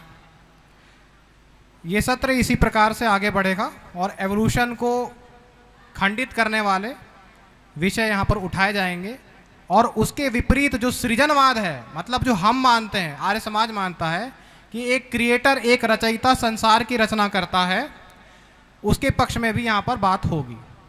मुख्यतः ये एवोल्यूशन थ्योरी के बारे में विवेचना है कि कितनी सही है और कितनी गलत है। और देखिए, जो व्यक्ति जिस विषय का हो उस विषय पर बोले सबसे अच्छा लगता है। संदीप जी ने जूलॉजी पढ़ी है, मैं संस्कृत में डबल एमए हूँ, लेकिन नागपुर यूनिवर्सिटी से बीएससी फिजिक्स मैंने भी की है, गणित मैंने भी की है। एवोल्यूशन के खंडन पे आमतौर पर मैं प्रोबेबिलिटी का प्रश्न उठाता हूँ और दूसरा सामान्य तर्क उठाता हूँ। श्री संजय कुमार जी, उनके घर में कुछ इमरजेंसी हो गई, इसलिए वो यहाँ उपस्थित नहीं हो पाए, वरना आज के अध्यक्ष सारस्वत प्रवक्ता वे ही थे। तो उन्होंने हमें निर्देश करके पीपीटी आदि भेजा और कुछ निर्देश भेज दिए, कुछ डायरेक्शंस भेज दिए, जिसके आधार पर ये सत्र हम लोग आयोजित कर रहे हैं। हमने जिन बातों का खंडन किया था जो एवोल्यूशन के पक्ष में उठाई जाती हैं, एक एक करके मैंने कुछ का समाधान किया, कुछ का समाधान अब करता हूं, उसके बाद उत्कर्ष जी के पास जाएंगे। मैंने कहा था कि जेनेटिक म्यूटेशन जो कि इनमें होता है, नेचुरल सिलेक्शन के साथ होता है, उसके द्वारा एक पीढ़ी से दूसरी पीढ़ी में, एक प्रजाति से दूसरी प्रजाति बन जाती है। कैसे? धीरे धीरे बनती है, करोड़ों साल में बनती है। एवोल्यूशन का ये पक्ष है, ये इनका पूर्व पक्ष है। म्यूटेशन के बारे में ये कहते हैं कि जी कुछ पॉजिटिव म्यूटेशन भी होते हैं, कुछ नेगेटिव म्यूटेशन भी होते हैं। मैं आपको सच्चाई बताता हूं, 99% म्यूटेशन नेगेटिव होते हैं। ये लोग सबसे बड़ा झूठ बोलते हैं म्यूटेशन के बारे में। 99% म्यूटेशन खराब करने वाले होते हैं, डिस्ट्रॉय करने वाले होते हैं। गोविंद जी ने कहा था कि एक क्रोमोसोम या एक एमिनो एसिड ऊपर से नीचे हो जाएगा तो पूरी संरचना बदल जाएगी, बड़ी भयंकर बीमारियां हो जाएंगी, और उससे ज़्यादा चेंज होंगे तो जीवन ही नहीं बनेगा। तो म्यूटेशन हमेशा डिस्ट्रॉय करता है। ये इतना बड़ा पंडाल यहाँ पर है, आप मुझे बताइए, मेरे ख्याल से सैकड़ों लोग यहाँ पर होंगे, मान लेते 500 लोग हैं, उसमें से 499 हॉल को तोड़ने में लगे हैं और एक व्यक्ति जोड़ने में लगा है। हॉल बन पाएगा? हाँ या ना? अपनी चेतना दिखाइए। नहीं। तो 99% म्यूटेशन अगर खराब करने वाले हैं तो 1% म्यूटेशन से आप बंदर से इंसान बना दोगे, निर्जीव से सजीव बना दोगे? नहीं। अपनी चेतना दिखाते रहिए। ठीक है, विज्ञान का विषय बोरिंग हो सकता है, लेकिन इसमें भी आनंद है, इसमें भी रस है, क्योंकि ज्ञान ही हमें आनंद प्रदान करता है, चाहे भौतिक हो चाहे अभौतिक पदार्थों का हो। इसी श्रृंखला में आगे देखिए, ये कहते हैं कि जो वेस्टिजियल ऑर्गन है हमारे शरीर में, कुछ ऐसे अंग होते हैं, हमें बताया जाता है कि इनका कोई प्रयोग नहीं है। हमको क्या बोलते हैं जी? हमारा जो अपेंडिक्स है पेट के नीचे होता है, और कहते हैं कि जी भैया हमारे पूर्वज जब बंदर थे तो पत्ते आदि को पचाने के लिए इसका प्रयोग होता था। अभी ये रिड्यूस्ड हो गया, मतलब अभी या तो लुप्त हो गया या फिर रिड्यूस हो गया, इसकी क्षमता कम हो गई। अब अपेंडिक्स जो है वो एक गुड बैक्टीरिया का हब है। गुड बैक्टीरिया अपेंडिक्स में रहता है, वो काम आता है। वेस्टिजियल ऑर्गन की जो लिस्ट थी उसमें आप यकीन नहीं मानोगे, थायराइड ग्लैंड को भी लिया था और हाइपोथैलेमस और थैलेमस को भी लिया था। कहते थे कि इनका यूज ही नहीं है। मेरा सवाल है, और आज मान रहे हैं कि इनका यूज है अलग अलग हार्मोन्स प्रोड्यूस करने में। क्या थायराइड की बीमारी नहीं होती है? अगर होती है तो कैसे मानेंगे कि थायराइड कोई फर्जी चीज है? जो वेस्टिजियल ऑर्गन है उनकी जो डेफिनेशन है, उनकी जो परिभाषा है, वो अपने आप में खुद को काटने वाली है। बताता हूं कैसे। वेस्टिजियल ऑर्गन का क्या मतलब है? ये कहते हैं जो एवोल्यूशनरी प्रोसेस से, विकासवाद के क्रम में जो अंग रिड्यूस हो गए वो वेस्टिजियल ऑर्गन है। ठीक है, ये एक बात। फिर दूसरा कि एवोल्यूशन का प्रमाण दो। आप पूछोगे एवोल्यूशन का प्रमाण दो, तो कहेंगे जी एवोल्यूशन का प्रमाण है वेस्टिजियल ऑर्गन। वेस्टिजियल ऑर्गन क्या है? जो एवोल्यूशन से बने। वेस्टिजियल ऑर्गन क्या है? जो एवोल्यूशन से बने। और एवोल्यूशन किससे सिद्ध होता है? वेस्टिजियल ऑर्गन से। मतलब क्या? राम का घर श्याम के घर के सामने था, श्याम का घर राम के घर के सामने था, दोनों कहां थे? आमने सामने थे। तो इस प्रकार के बातें, इस प्रकार के तर्क एवोल्यूशनिस्ट रखते हैं। वेस्टिजियल ऑर्गन के नाम पर झूठ बोला जाता है। हम अपने पूरे शरीर के बारे में 5-10% से ज़्यादा कुछ नहीं जानते। जब आप 5-10% जानते हैं तो आप कैसे कह सकते हो कि किसी अंग का कोई काम नहीं है और इसके द्वारा एवोल्यूशन सिद्ध होता है? कैसे सिद्ध होगा? तो ये इसके बारे में एक बहुत बड़ा खंडन है जो एवोल्यूशन थ्योरी को काटता है। विकासवाद साइंस के नाम पर कट्टरवाद है। एवोल्यूशन थ्योरी साइंस के नाम पर बहुत बड़ा पाखंड है। पिल्ट डाउन मैन के नाम पे 40 साल तक मूर्ख बनाया, एवोल्यूशन के नाम पे 150 साल तक मूर्ख बना रहे हैं, आगे भी बनाते रहेंगे। और इस मंच से एक घोषणा भी कर देना चाहता हूं, हम इसको अत्यधिक साइंटिफिक नहीं रखेंगे। मैं उस भाषा में बात कर रहा हूं जिस भाषा में आप समझते हैं, आम जनता समझती है। अगर संजय कुमार जी होते तो बहुत ही विद्वत्तापूर्ण उन्होंने यहां पर प्रदर्शन किया होता। विज्ञान दर्शन यूट्यूब चैनल जो मोहित गौड़ जी का है, उसमें संजय कुमार जी मुख्य प्रवक्ता के रूप में उन्होंने पीपीटी दिखाई है और एवोल्यूशन थ्योरी का खंडन किया है। होस्ट के रूप में मोहित गौड़ जी है, सहायक वक्ता के रूप में मैं हूं यानी कार्तिक अय्यर। अन्य विद्वान भी है, गोविंद मौर्य जी के भी कुछ सत्र उसमें होंगे। मेरा चैलेंज है, एवोल्यूशनिस्ट अगर अपने आप को इतना सत्य मानते हैं तो उन वीडियोस का ही खंडन कर दो, हम लोग हार मान लेंगे। तो इस प्रकार से एवोल्यूशन थ्योरी में बहुत सारे छेद हम देखते हैं। फॉसिल रिकॉर्ड के नाम पर भी बहुत बड़ा पाखंड है। इसमें एक आता है कैम्ब्रियन एक्सप्लोजन। कैम्ब्रियन एक्सप्लोजन एक ऐसी स्थिति थी, एक ऐसी लेयर होती है धरती में जहां पर बहुत ही कॉम्प्लेक्स स्ट्रक्चर के ऑर्गेनिज्म मिलते हैं। तो ये तो कहते हैं भाई सिंपल से कॉम्प्लेक्स स्ट्रक्चर वाले ऑर्गेनिज्म बने, मतलब थोड़े सरल थे, और जब एवोल्यूशनरी प्रोसेस में आगे बढ़े तो कॉम्प्लेक्स स्ट्रक्चर के प्राणी बनते गए। तो अगर ऐसा है तो आरंभिक स्टेजेस में कॉम्प्लेक्स वाले ऑर्गेनिज्म अचानक से कैसे प्रकट हो गए? तुम तो अगर आपको कहा जाए कि भाई बंदर से इंसान बना के दिखाओ तो आप कहोगे करोड़ों साल में बनेगा, लेकिन कैम्ब्रियन एक्सप्लोजन के बारे में पूछा जाएगा तो उसका कोई उत्तर नहीं होता है। तो इस पे स्टेफन मायर की एक पुस्तक है, उसका आप अध्ययन कर सकते हैं। माइकल बीही जिन्होंने 25 साल पहले पुस्तक लिखी थी डार्विन ब्लैक बॉक्स, उसमें उन्होंने इरेड्यूसिबल कॉम्प्लेक्सिटी की स्थापना की थी। हम तो पाश्चात्य वैज्ञानिकों के टर्म्स प्रयोग नहीं करते, संजय कुमार जी के तर्क अपने मौलिक होते हैं। तो इस विषय को मैं आगे रखूंगा। फिलहाल मैं उत्कर्ष जी को निवेदन करता हूं कि वो फॉसिल रिकॉर्ड में जो आर्कियोप्टेक्टस है और जो वार्म ब्लडेड से कोल्ड ब्लडेड ऑर्गेनिज्म का जो तर्क है उसको स्थापित करें। उत्कर्ष जी। बहुत बहुत धन्यवाद कार्तिक जी। कार्तिक जी अभी बात कर रहे थे वेस्टिजियल ऑर्गन्स का। तो असल में वेस्टिजियल ऑर्गन्स वो होते हैं जो यूजलेस होते हैं। अच्छा, धर्म का कोई अगर भगवा कपड़ा ओढ़ के कोई अपराध कर दे तो उसे 100 साल तक पुस्तकों में पढ़ाया जाता है कि देखो इसने ये अपराध किया है। लेकिन 180 वेस्टिजियल ऑर्गन से आज 0 वेस्टिजियल ऑर्गन बचे हैं। ये हिस्ट्री किसी इवोल्यूशन की बुक में नहीं पढ़ाई जाती है, चुपचाप साइंस की बुक से गायब कर दी गई है। इसका मकसद केवल यही था कि किसी तरीके से इवोल्यूशन का झंडा एकेडमिक्स में गाड़ सकें। अच्छा कार्तिक जी, मैं आपको एक चीज़ बताना चाहूँगा अवश्य कि अभी वेस्टिजियल ऑर्गन की जब बात होती थी उसमें डीएनए के स्तर पे जंक डीएनए का आपने सुना होगा। हाँ बिल्कुल। ये लोग जंक डीएनए बोलते हैं कि अगर ईश्वर ने तुम्हें बनाया है तो तुम्हारे शरीर में जंक डीएनए का क्या काम है भाई? अब ईश्वर बनाएगा तो कोई चीज़ यूजलेस तो बनाएगा नहीं। लेकिन साइंस अभी तक मानते आ रहा था, अभी पिछले 10 सालों की बात बता रहा हूँ कि जंक डीएनए आपके बॉडी में होता है जिसका कोई कार्य नहीं होता है, वेस्ट टाइप का होता है या फिर वो अत्यधिक काम नहीं करता है। इसको भी एक टाइप से वेस्टिजियल ऑर्गन माना जाता था।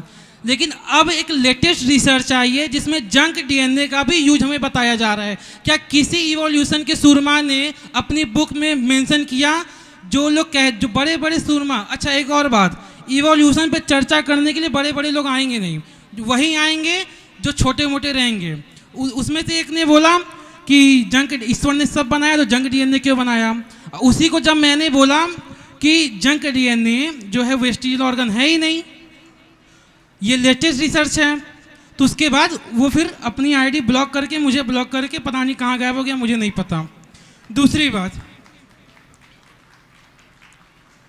बात मैं 3-4 इनके और स्कैम्स बताना चाहूँगा जो कि आज भी भारत में पढ़ाए जा रहे हैं। अच्छा, मैं आप लोग से पूछना चाहूँगा, कुर्सी के 4 पैर होते हैं, खटिए के 4 पैर होते हैं, गाड़ी के भी 4 टायर होते हैं। क्या आप उन तीनों के 4 टायर को देख के ये कहोगे कि उनका कॉमन एंसेस्टर एक था, उनका कॉमन पूर्वज एक था? कहोगे? नहीं कहोगे। हैकल्स करके एक साइंटिस्ट हुआ था, उसने जब बच्चा पेट में, जब किसी भी जानवर के बच्चा पेट में उगता है या बनना शुरू होता है, एम्ब्रायोलॉजी आप सबने कभी ना कभी सुनी होगी, तो देखने में जब तक अच्छे माइक्रोस्कोप का आविष्कार नहीं हुआ था, तो मोटा मोटा जब उसको देखा जाता था तो सारे पेट में सभी जानवरों के बच्चे समान रूप से दिखा करते थे। तो हैकर्स ने अपनी थ्योरी दी कि क्योंकि सारे के सारे बच्चे पैदा होने के पहले माँ के गर्भ में समान रूप से दिख रहे हैं, इसका मतलब इन सभी का पूर्वज एक रहा होगा मिलियंस ऑफ ईयर साल पहले। तो क्या ये धूर्तता है कि नहीं है?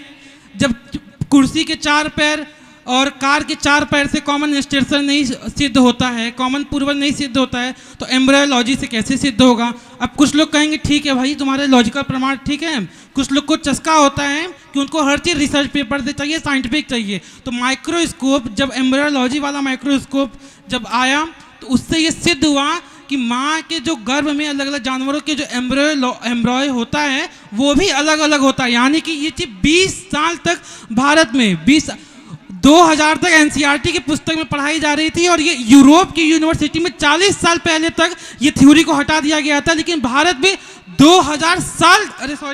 2000 मतलब ये पिछले 20 साल पहले ये पढ़ाई जाती थी, लेकिन यूरोप में 40 साल पहले ये चीज़ खत्म कर दी गई थी कि हैकल्स जो है वो खत्म है। अब आते हैं आर्चियोपेट्रिक्स पे। अब जैसे ह्यूमन से और बंदर के बीच का मिसिंग लिंक हमको कुछ कुछ किताबों में दिखा दिया जाता है कि कम झुका हुआ हड्डी, उससे ज़्यादा झुका हुआ हड्डी, फिर उसके बाद लास्ट की जो हड्डी होती है वो सीधी खड़ी होती है, तो उसको हम लोग कह देते हैं देखो भाई धीरे धीरे ये फॉसिल मिला है, इससे धीरे धीरे मनुष्य का विकास हुआ है। उसी तरीके से डायनासोर से चिड़िया होता है पंछी, उसके बीच का भी मिसिंग लिंक दिखाया जाता है, जिसे आर्चियोपेट्रिक्स कहते हैं। आर्चियोपेट्रिक्स जैसा हमको 2 फॉसिल मिलता है।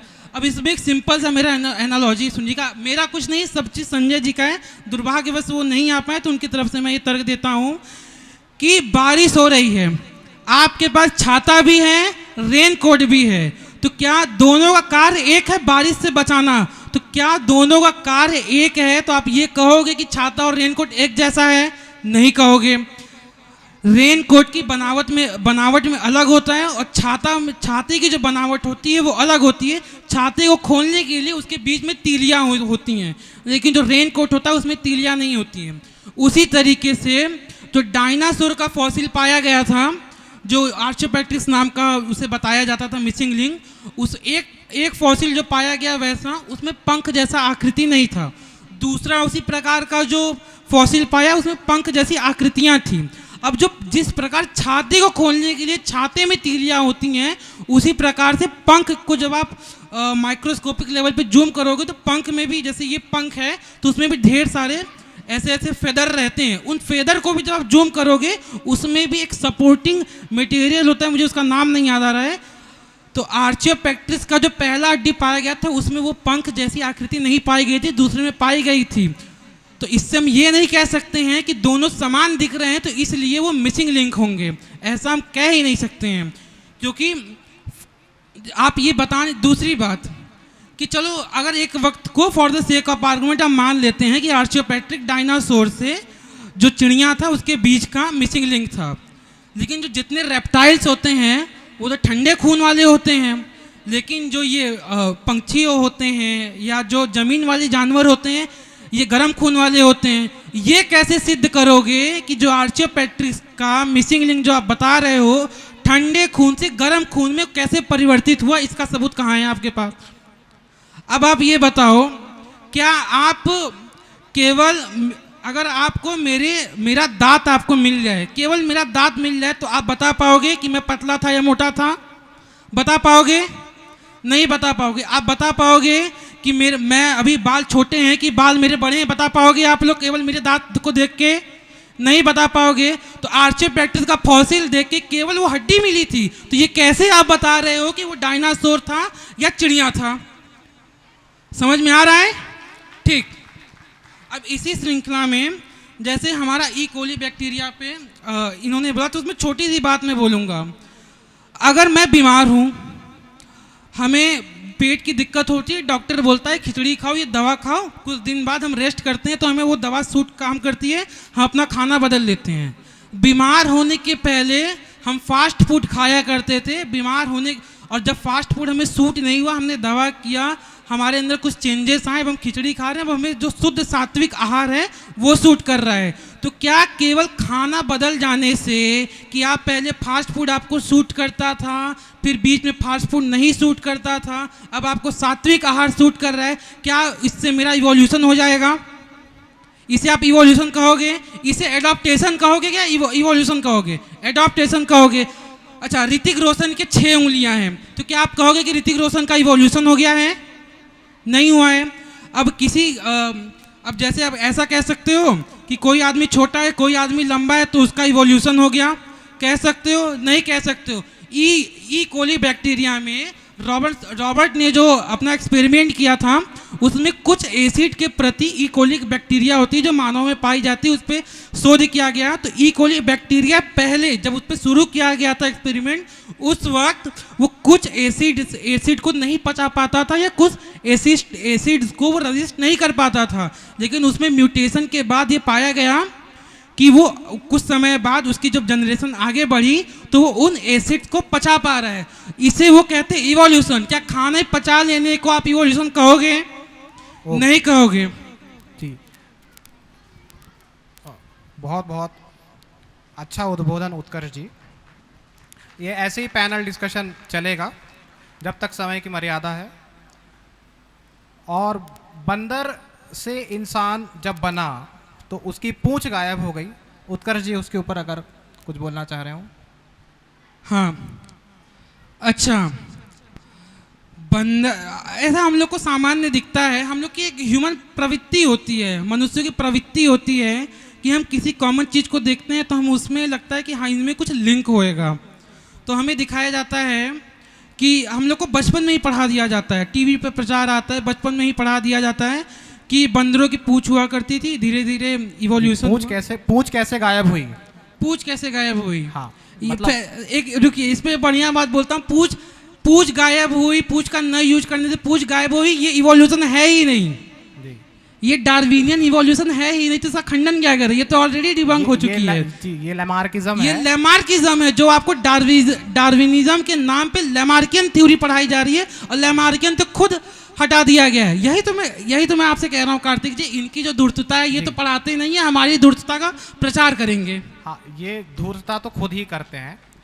जो आर्य समाज के भी उद्भट विद्वान थे, आत्माराम अमृतसरी जी, उन्होंने एवोल्यूशन का पर्याप्त खंडन किया, और रघुनंदन शर्मा जी, और वर्तमान समय में 2-3 विद्वान ही बोलते हैं एवोल्यूशन के खंडन में, जिन्होंने विज्ञान आदि पढ़ा है और शास्त्र भी पढ़े हैं। उसमें आचार्य अग्निव्रत नैष्ठिक जी हैं, संजय कुमार जी हैं, मोहित गौड़ जी है, कार्तिक अय्यर और अपने संदीप आर्य जी, उत्कर्ष जी हमारे जोशीले युवा हैं, हमारे छोटे भाई हैं, और इसी प्रकार से ये सीख रहे हैं, और हम सबका इनके ऊपर बहुत अनुग्रह है। और गोविंद मौर्य जी भी हम सबके मार्गदर्शक हैं। मैं उनके पास जाऊंगा, उसके पहले श्री संदीप जी, जो मैंने वेस्टिजियल ऑर्गन्स की बात कही थी, उसके बारे में कुछ कहना चाहते हैं जी। वेस्टिजियल ऑर्गन मतलब कि जो विकास के क्रम में पहले उपयोग होते थे, अब उपयोग नहीं होते, लेकिन इसकी डायरेक्शन क्या है?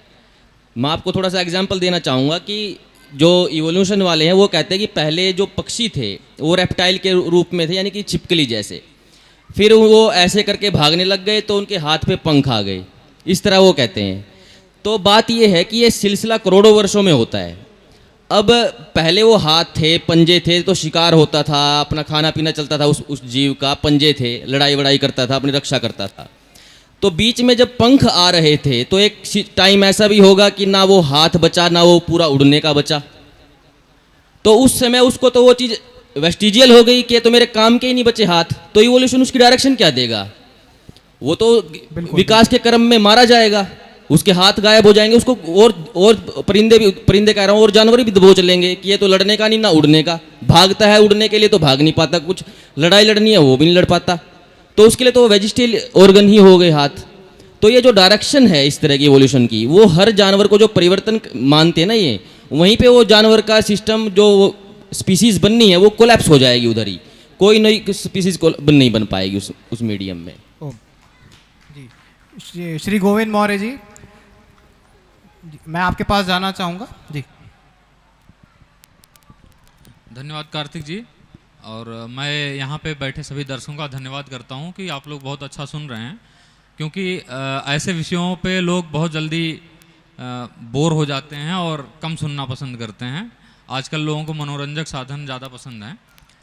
तो मैं जैसे अभी कार्तिक जी ने बोला कि vestigial organ point of view, तो इसमें 2-3 बिंदु मैं रखता हूँ कि फर्स्ट थिंग तो एक ये है कि जैसे हमारे शास्त्रों में वर्णित है 84 लाख योनियाँ हैं, यानी 84 लाख प्रकार की प्रजातियाँ हैं, जिनमें कुछ प्लांट्स या पेड़ पौधे इस प्रकार के हैं, कुछ कृमि हैं अर्थात जो छोटे कीट पतंगे होते हैं वो हैं, कुछ जिनको हम कहते हैं अंडा देने वाले और कुछ बच्चा देने वाले, 4 प्रकार के कैटेगरी डिराइव की गई है। तो यही सेम नंबर्स मॉडर्न साइंस भी क्लेम करता है। तो वो हमने 84 लाख कहा है, उन्होंने बोला 87 लाख प्लस माइनस 12 लाख इतनी स्पीसीज होती हैं, इतना उनका स्टैटिस्टिकल इन्फरेंस है, जो कि हमारे जो शास्त्रों में वर्णित है उसके आसपास है। ठीक, तो अगर इवोल्यूशन होगा जेनेटिक म्यूटेशन, जैसा अभी बता रहे थे, जेनेटिक म्यूटेशन का है कि एक जीव से एक प्रजाति से दूसरे प्रजाति में परिवर्तन, तो जो अगला परिवर्तन होगा वो ना पिछली प्रजाति क्या रहेगा ना अगली प्रजाति क्या रहेगा, और इस प्रकार एक आप समझ लो एक्सपोनेंशियल इंक्रीमेंट हो जाएगा प्रजातियों की संख्या में, जो कि हम ये नहीं देखते हैं इससे, ना तो शास्त्रों से भी प्रमाणित है ना मॉडर्न साइंस इसको एक्सेप्ट करता है कि हाँ नंबर ऑफ स्पीसीज बहुत ज़्यादा बढ़ गई। दूसरी चीज़, जैसे जेनेटिक म्यूटेशन पे बात आई, जेनेटिक म्यूटेशन एक सिंपल सी बात है मॉडर्न मेडिकल साइंस में, मॉडर्न मेडिकल साइंस में आप किसी भी डॉक्टर के पास चले जाइए, आप उनको बोलो कि हाँ मुझे मेरे जीन्स में ये डिफॉर्मेशंस आए हैं, जिसको ये म्यूटेशन कहते हैं, ये म्यूटेट कह दो कि ये म्यूटेशंस हो गया है। ठीक है, आपके जीन में अगर मान लीजिए ब्लड सेल्स में तनिक से म्यूटेट हो जाए तो कैंसर कहा जाता है, उसको ब्लड कैंसर कहा जाता है, और ब्लड कैंसर जिसको हो जाए बचता नहीं है। ठीक है, आपके मसल्स में किसी में एक म्यूटेशन हो जाए, वो इकट्ठा होना शुरू हो जाए तो ट्यूमर का रूप ले लेता है। म्यूटेशन का यही तात्पर्य है कि जो शरीर का स्ट्रक्चर है उससे भिन्न प्रवृत्ति तनिक भी लिया तो वो कैंसर का कारण बनती है। आप किसी भी मॉडर्न साइंस में डॉक्टर से पूछ लीजिए, वो तुरंत बोलेगा हाँ आपको ट्यूमर हो गया, आपको कैंसर हो गया है, और एक बड़े स्टेज तक बढ़ गया तो आपकी आयु समाप्त हो जाएगी। तो कैसे कोई क्लेम कर सकता है कि एक सतत विकास हुआ है? अगर कोई चीज आप तनिक में 0.00001% म्यूटेशन की बात कर रहा हूं, एक बड़े लेवल की म्यूटेशन की बात ही छोड़ दीजिए, इतनी भी हो गई तो भी आदमी का सर्वाइवल एग्जिस्ट नहीं कर सकता है। तीसरा एक बिंदु में और जो वेस्टिजियल आर्गन्स पे था कि जो वो अंग लुप्त हो गए, जैसे अभी बोल रहे थे सर्कुलर आर्ग्यूमेंट बोलते हैं इसको, कि इवोल्यूशन का प्रूफ क्या है कि जो वेस्टिजियल आर्गन्स है लुप्त हो गए। और दूसरा कैसे क्लेम करोगे कि आदमी के पहले पूंछ हुआ करती थी इवोल्यूशन के थ्रू, कि हाँ उसको था, तो एक सर्कुलर आर्ग्यूमेंट है। अब इसका सबसे बड़ा प्रमाण मैं बताता हूँ हाँ ये पाखंड क्यों है। अभी रिसेंट में कुछ महीने पहले ही ये चीज़ आई है साइंटिफिकली कि एक नया आर्गन खोजा गया है जो इंटेस्टाइन के मध्य में होता है, उसको मेसेंट्री नाम दिया गया है। ठीक है, आप लोग सर्च कर सकते हो गूगल पे, मेसेंट्री। नया आर्गन खोजा गया है, यानी कि इतना मॉडर्न साइंस डेवलप होने के बाद, एमआरआई सब फैसिलिटी होने के बाद भी अब रिसेंट में जाकर के खोजा जा सका है कि मेसेंट्री नाम का एक इंटेस्टाइन में नया आर्गन होता है जो हर अब तक खोजे गए 78 आर्गन से अलग होता है। तो अब तक तो उनके लिए वो वेस्ट आर्गन था, समझ रहे हैं आप? तो ये होता है इनका argument, lack of information, lack of knowledge is deduction of their proof. उनको किसी बात की जानकारी नहीं है, ये उनके लिए एक बहुत बड़ा प्रमाण है कि हाँ ये चीज सही है, जो कि हमारे लिए उल्टा है और मॉडर्न साइंस में भी ये चीज एक्सेप्ट है। किसी बात का प्रमाण ना होना ये प्रमाणित नहीं करता कि वो नहीं है या है, दोनों बातों को प्रमाणित नहीं करता है वो। तो वो उस लूप होल का फायदा उठा करके ये चीज सिद्ध करते हैं। ठीक है, धन्यवाद कार्तिक जी। जी जी 15 सेकंड में अपनी बात रखें उत्कर्ष। ठीक है, अब वैसे भी ये प्रोग्राम जो है, जो हमारा सत्र है, वो समापन की ओर बढ़ रहा है। तो जितने भी बच्चे हैं वो अपने टीचर से, मेरा एक प्रश्न, जब भी आप इवोल्यूशन चैप्टर पढ़ोगे मेरा एक प्रश्न जरूर आप पढ़ना। तो जितने भी बच्चे आप से ध्यान से सुनो, जब इवोल्यूशन चैप्टर की शुरुआत हो तो अच्छा, जब बंदर और इंसान की बात जरूर आएगी। तो जो बंदर होते हैं, जो चिंपैंजीज होते हैं, उनकी जो रीढ़ की हड्डी होती है वो सीधे होती है सी शेप में, लेकिन जो ह्यूमन होते हैं उनकी एस शेप में होती है। तो मैं आप लोग ये बताइए कि जरा सी आपके पीठ में दर्द हो जाए या हड्डी में चोट लग जाए, आप चल पाएंगे? नहीं चल पाएंगे, उठना बैठना आपका मुश्किल हो जाएगा। लेकिन चिंपैंजी की जो हड्डी थी वो सी शेप की, वो पूरी टेढ़ी होके इंसान बनते बनते एस शेप की हो गई। तो क्या ये पॉसिबल है? कितना दर्द होएगा। और दूसरी बात, इसमें भी एक बहुत बढ़िया फाइन ट्यूनिंग आर्गुमेंट ये आता है कि जब आपका सी शेप की रीढ़ हड्डी एस शेप में कन्वर्ट हो रही होगी तो केवल हड्डी के कन्वर्ट होने से काम नहीं चलेगा, हड्डी के साथ साथ आपको उसके एरिया में जो मसल होंगे, जो नर्व्स होंगे, उनको भी चेंज होना पाएगा। तो इसलिए हवा में तीर छोड़ देना कि बच्चों ये चिंपैंजी था और ये क्या बोलते हैं ह्यूमन में चेंज हुआ, ये देखो ऐसा ऐसा हड्डी, काम नहीं चलेगा। आपको मल्टीपल ऑर्गेनिज्म का जो पोजीशनिंग होगा उसको भी एक्सप्लेन करना पड़ेगा। तो ये सवाल आप अपने टीचरों से, जितने बच्चे हैं, पूछ के आना कि सी शेप की हड्डी जब एस शेप में चेंज हो रही थी तो मल्टीपल ऑर्गन का क्या हाल हो रहा होगा। जी बहुत खूब। आप लोगों के मन में भी प्रश्न उठ रहा होगा और सारे, ठहर जाइए महोदय, ठहर जाइए, क्योंकि समय कम है। मैं आप लोगों को वचन तो नहीं दूंगा, लेकिन कोशिश पूरी रहेगी कि जनता तक भी हम आएंगे। आदरणीय संदीप जी आर्य पक्ष रखेंगे कि वैदिक धर्म क्या मानता है कि सृष्टि उत्पत्ति कैसे हुई। जी ये बिल्कुल एक नया टॉपिक है, तो मैं चाहता हूं कि सभी दर्शक बड़े ही गंभीर हो जाएं सुनने के लिए, क्योंकि ये आपके दिमाग की बात है कि आप अंदर कितनी कल्पना शक्ति रखते हो। क्योंकि इंटेलिजेंस अलग अलग तरह की होती है, उनमें सबसे रेयर होती है कि आपको जो बताया जाए उसको आप कल्पना में सोच पाते हो या नहीं सोच पाते हो। क्योंकि हमारे पूर्व दादा परदादा कहानी सुनाते थे हमको, वो इसलिए सुनाते थे क्योंकि हमारी कल्पना शक्ति बात को सोचती रहे कि राजा ने ये किया, उसकी रानी थी, ये वहाँ गया। आजकल स्क्रोलिंग चलती है तो ये क्षमता कम हो गई है आदमियों की, वो दिमाग में सोच नहीं पाते। तो जो हमारा इस पे मंतव्य है, उस पे जो हम अपनी वीडीआरओ में रिसर्च कर रहे हैं, मैं आपके लेवल पे ही, सामान्य लेवल पे समझाऊंगा। उसका रिसर्च टॉपिक हमारे पास है, तो उस उतने बड़े लेवल पे तो सब यहाँ नहीं समझ पाएंगे। आप या आपके बच्चे अगर उसमें फील्ड में इंटरेस्ट हैं, आपसे भी सवाल पूछते होंगे आपके बच्चे, तो आप उनको हमसे जोड़ सकते हो। सत्र के बाद हम यहीं मिलेंगे, हम आपको कार्ड देंगे। तो मैं जो वैदिक मानव उत्पत्ति है उसमें जो हमने रिसर्च किया है वो ये है कि जो इवोल्यूशन है वो सिर्फ स्पीसीज़ का परिवर्तन के बारे में बात करता है। उसका हमने यहाँ पे पर्याप्त खंडन कर दिया है जितना हमको समय मिला है। वो जीवन शुरुआत कैसे हुई उसके बारे में डिस्कशन कभी नहीं करता। तो मैं इस पे आपको बताना चाहता हूँ कि उनकी समस्या जो है वो है इन्फॉर्मेशन की, कि जो चीज़ अरेंज हुई है, इतना बड़ा डीएनए अरेंज हुआ है, उसको आंखें बनानी है, और आंखें भी प्रकाश के हिसाब से कि एक लेंस बनेगा आँख में, तो उसका जो फोकस होगा उसका नियम डीएनए के पास कैसे पता, वो खुद किसी और इन्फॉर्मेशन से बना है तब। तो वो इन्फॉर्मेशन कहाँ से आती है, ये वैज्ञानिकों का एक बहुत बड़ा प्रश्न है कि प्रारंभिक कोशिका, चाहे वो मानव की हो, अक्सर लोग मानव उत्पत्ति के बारे में बात करते हैं, मानव की इतनी बड़ी, वो मतलब आपको एक मेंढक भी बन जाए तो वो बड़ी बात है। तो इन्फॉर्मेशन का जो बेस है, अक्सर लोग, हम आस्तिक लोग हैं तो सीधा मान लेंगे ईश्वर है, नहीं, ऐसे नहीं, एकदम नहीं है। उसका एक मैकेनिज्म है, वो ये है कि ईश्वर को तो सृष्टि बनानी नहीं है अपने लिए, वो तो निष्काम है। प्रकृति जड़ है, इनर्ट है, इसमें अपने आप कोई गति होती नहीं है। तो बात आ गई ना, तो प्रकृति को अरेंज होना किसी के लिए खुद, ना ईश्वर को करना है, तो बीच में आ गया जीव, जीवात्मा, जो एक पिन पॉइंट एंटिटी है, कॉन्शियसनेस है, चेतना है। तो पिन पॉइंट होने के कारण क्या होता है, अब इच्छा जागती है जीव की, जो चेतन है, कि मैं कुछ भी ग्रहण करूं। उसको ग्रहण करने के लिए ज्ञानेंद्रियां हैं, देखना है, सुनना है, आदि आदि।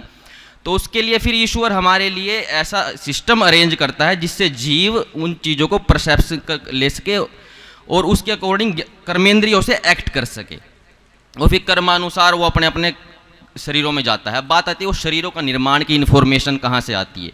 हमारे यहाँ पे ये शरीर नहीं है खाली, विज्ञान जो आज का वैसे मैं इसको विज्ञान नहीं बोलता, यूरोपियन ऑब्जर्वेशन बोलता हूँ। यूरोप के आदमी ऐसा कर रहे हैं तो हमें उनकी हर बात माननी कोई ज़रूरी नहीं है।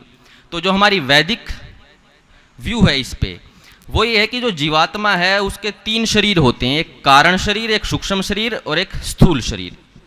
और अभी हम खंडन में भी स्थूल शरीर का तो कर दिया हमने, और वैसे हर जगह आपको प्लेटफॉर्म पे ये नॉलेज मिल जाएगी। हमारा जो बेस है वो है सूक्ष्म शरीर, आत्मा तो नित्य है, हमेशा से है। तो जो सूक्ष्म शरीर है वहाँ पे जीवात्मा की सारी जो उसकी इन्फॉर्मेशन होगी कि उसको किस तरह का शरीर, उसकी वृत्तियों पे, कर्मों पे। अब आपको मांस खाना है, क्या आप इस जबाड़े से खा पाओगे? उसके लिए तो आपको शेर बनना पड़ेगा।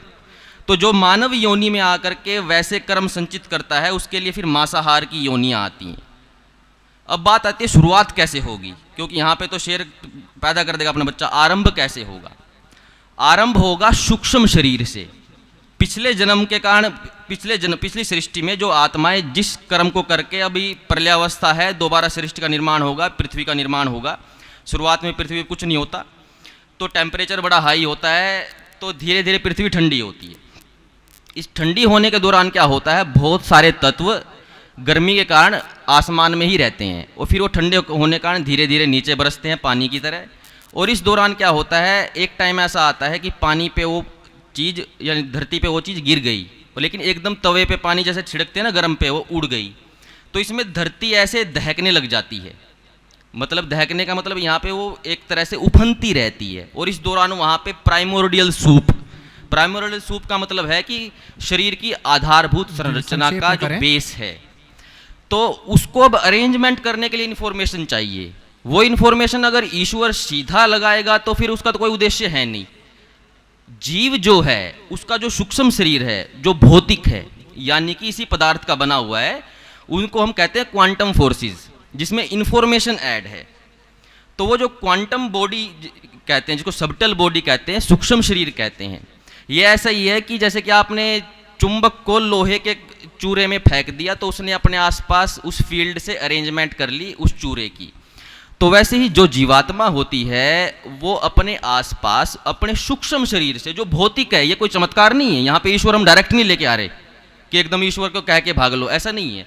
आत्मा के जो वृत्तियाँ हैं, संस्कार हैं, कर्म हैं पिछले जन्म के, उसके अनुसार जो सूक्ष्म शरीर है, जो पूरी तरह से भौतिक है, बना हुआ है इस प्रकृति पदार्थ का, जिसमें सारे forces, nuclear forces, strong and weak and gravitation का, और हमारे यहाँ पे जो वैदिक फोर्सेस है वो 11 तरह के होते हैं, जिसमें ये जो आज 4 हैं तो 2 में ही आ जाते हैं।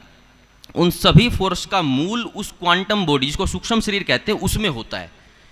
तो ईश्वर उस चेतना को, क्योंकि ईश्वर सर्वव्यापक है, उसके लिए संसार बनाना है, तो वो जो उस आरंभ में जो घी जैसा सलील अवस्था, और उसको कह सकते हो प्राइमोर्डियल सूप आज की लैंग्वेज में, जैसे शब्दों के लिए अक्षर चाहिए, तो वैसे ही शरीर के लिए मूलभूत प्रोटीन आदि सिस्टम चाहिए, और उससे भी अमीनो एसिड चाहिए। तो उन सब की अरेंजमेंट के लिए वो क्वांटम बॉडी या सूक्ष्म शरीर आत्मा का उस चीज में डिप हो जाता है ईश्वर के माध्यम से। शुरुआत में यहाँ पे जीव नहीं है, पेड़ होता है। अब पेड़ तो सीधा धरती से ही उगेगा, ये तो इसके अलावा कोई और लॉजिक नहीं। ईश्वर ने कोई प्योद नहीं लगाई, आसमान से ठोके नहीं है उसने। तो जब धरती से उगेगा तो एकदम पूरा बड़ा तो नहीं होगा, पहले छोटा छोटा होगा। तो शुरुआत में जो पहली कोशिका बनेगी, जिन जीवात्माओं के कर्म पेड़ बनने के थे, उनकी पहली कोशिका जो बनेगी वो आत्मा के सूक्ष्म शरीर, जो उस घृत जिसको कहते हैं सलिल अवस्था यानी प्राइमोर्डियल सूप, जहाँ से इंफॉर्मेशन सूक्ष्म शरीर से आएगी उस जीवात्मा के लिए। तो वो इंफॉर्मेशन सूक्ष्म शरीर से आएगी और अपने आसपास उस प्रारंभिक कोशिका को अरेंज कर लेगी। इस तरह से प्रारंभिक कोशिका बनती है। फिर उससे वो कोशिका डेवलप होती है, 1 से 2 से 4, और नीचे जड़ ऊपर पेड़, इस तरह से पेड़ों का निर्माण होता है। ये हमारा इंफॉर्मेशन का जो थ्योरी है, इस पे हम रिसर्च पेपर लिख रहे हैं। सारी बातें तो नहीं बता सकते क्योंकि एस्टेब्लिश होना जरूरी है पहले, तो अपने आदमियों के लिए बता रहे हैं। फिर उसी चरण में क्या होता है, अब मान लो कि कोई मेंढक बनना है। आज भी आप देखिए, ये तो मेरे खुद की दृष्टि से मैंने देखा हुआ है, आप इंटरनेट पे भी देख सकते हो कि जो प्रथम कोशिका है, मेंढक मेंढकी के मिलन से वो कोशिका पानी में ही पड़ी रहती है ऐसे ही, और फिर उसको आप अपनी आंखों के सामने डेवलप होते देख सकते हो अगर आपका थोड़ा इंटरेस्ट है उस फील्ड में।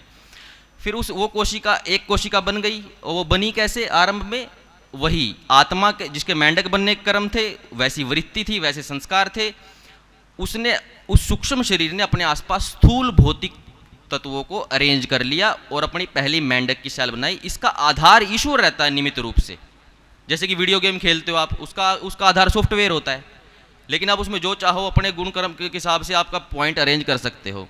तो वैसे ही इस यहाँ पे जो नियम चल रहे हैं, उन नियमों के अनुसार इस क्वांटम बॉडी में सारे फोर्सेस काम करते हैं और अपनी पहली सेल आप, यानी कि आपकी आत्मा अरेंज कर लेती है।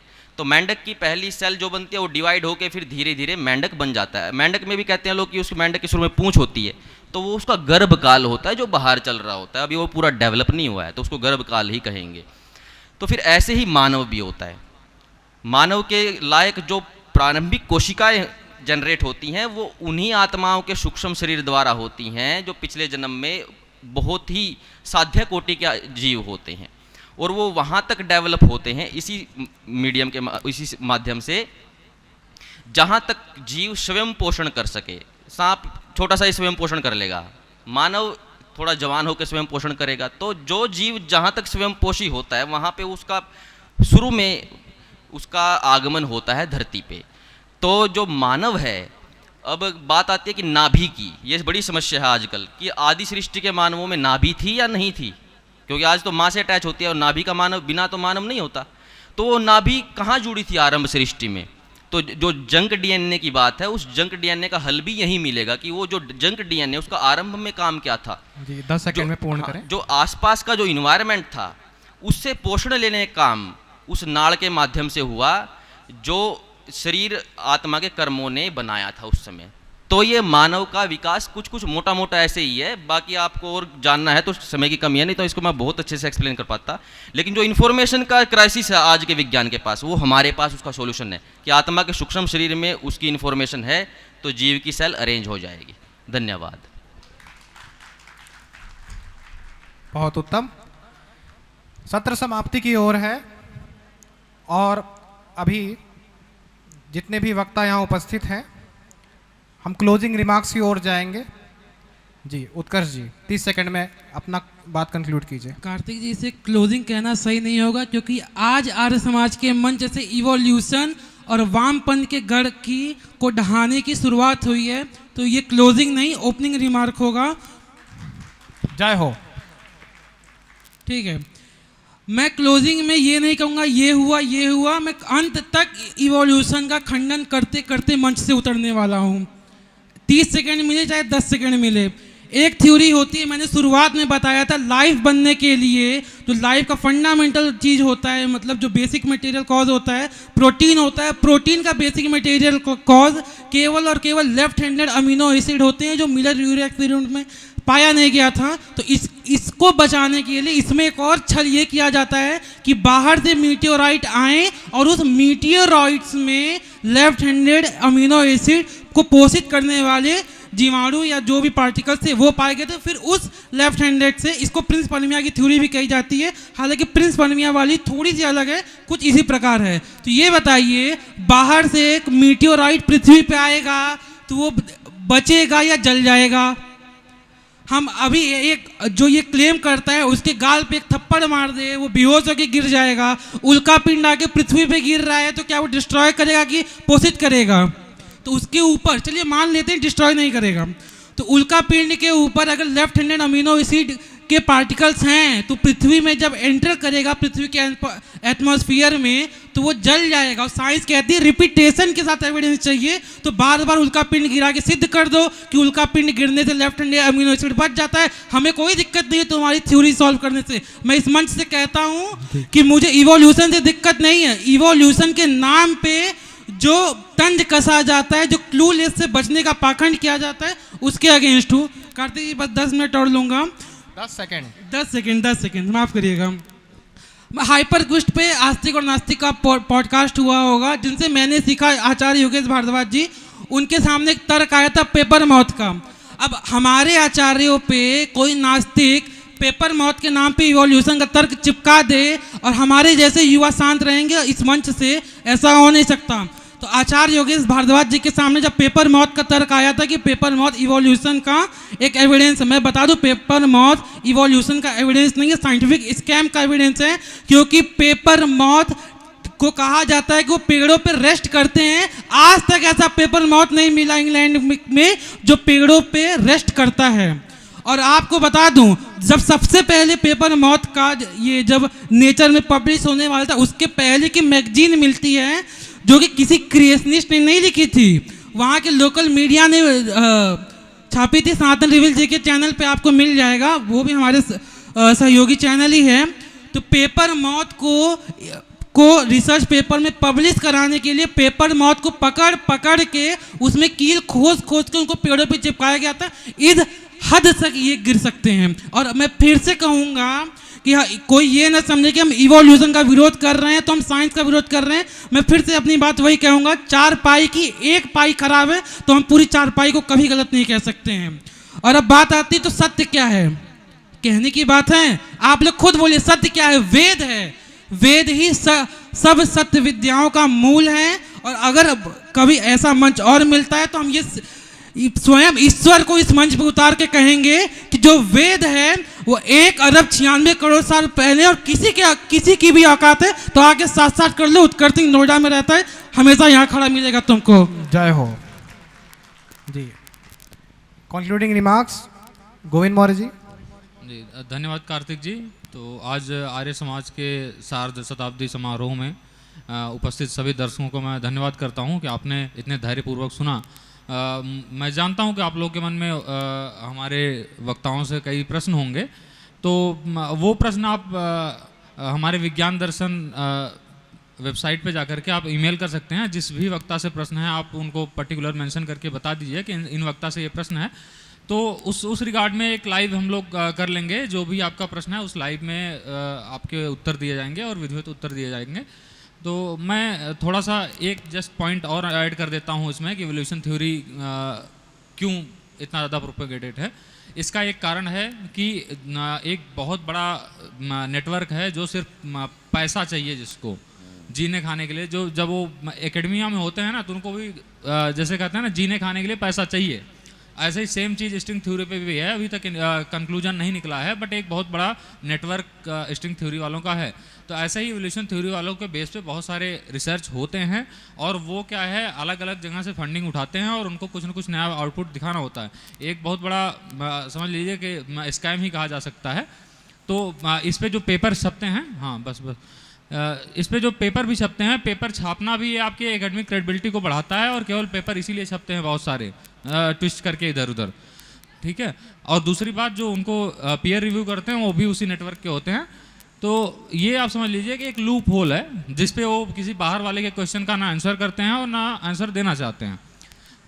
तो धन्यवाद आप सभी का, आप सबने धैर्यपूर्वक सुना, हम लोग बहुत बहुत आभार व्यक्त करते हैं। बाकी जो यदि आपके कोई प्रश्न है तो आप हमें अवश्य लिखें, उसके लिए हम लोग विज्ञान दर्शन यूट्यूब चैनल पे एक लाइव सेशन कर लेंगे। धन्यवाद। ओम। हम अपनी ऑर्गेनाइजेशन का आपका कार्ड भी देंगे इसके बाद, तो आपको उस पर क्वेश्चन पूछना हो तो आप वहाँ पे हमको संपर्क कर सकते हैं। जी हाँ हाँ, पूछिए, आप प्रश्न पूछिए। जी, अब जनता के समक्ष हम जा रहे हैं और माइक दे दीजिए। मुझे लगातार सत्र संचालक बनाया जा रहा है और पिछला जो सत्र हुआ था, संचालक बनने से थोड़ा भय हो रहा है मुझे। चिंता आप मत लोग- करिए, आपका भी इवोल्यूशन हो जाएगा संचालन करते करते। जी, तो हम जनता के बीच में माइक प्रेषित कर रहे हैं।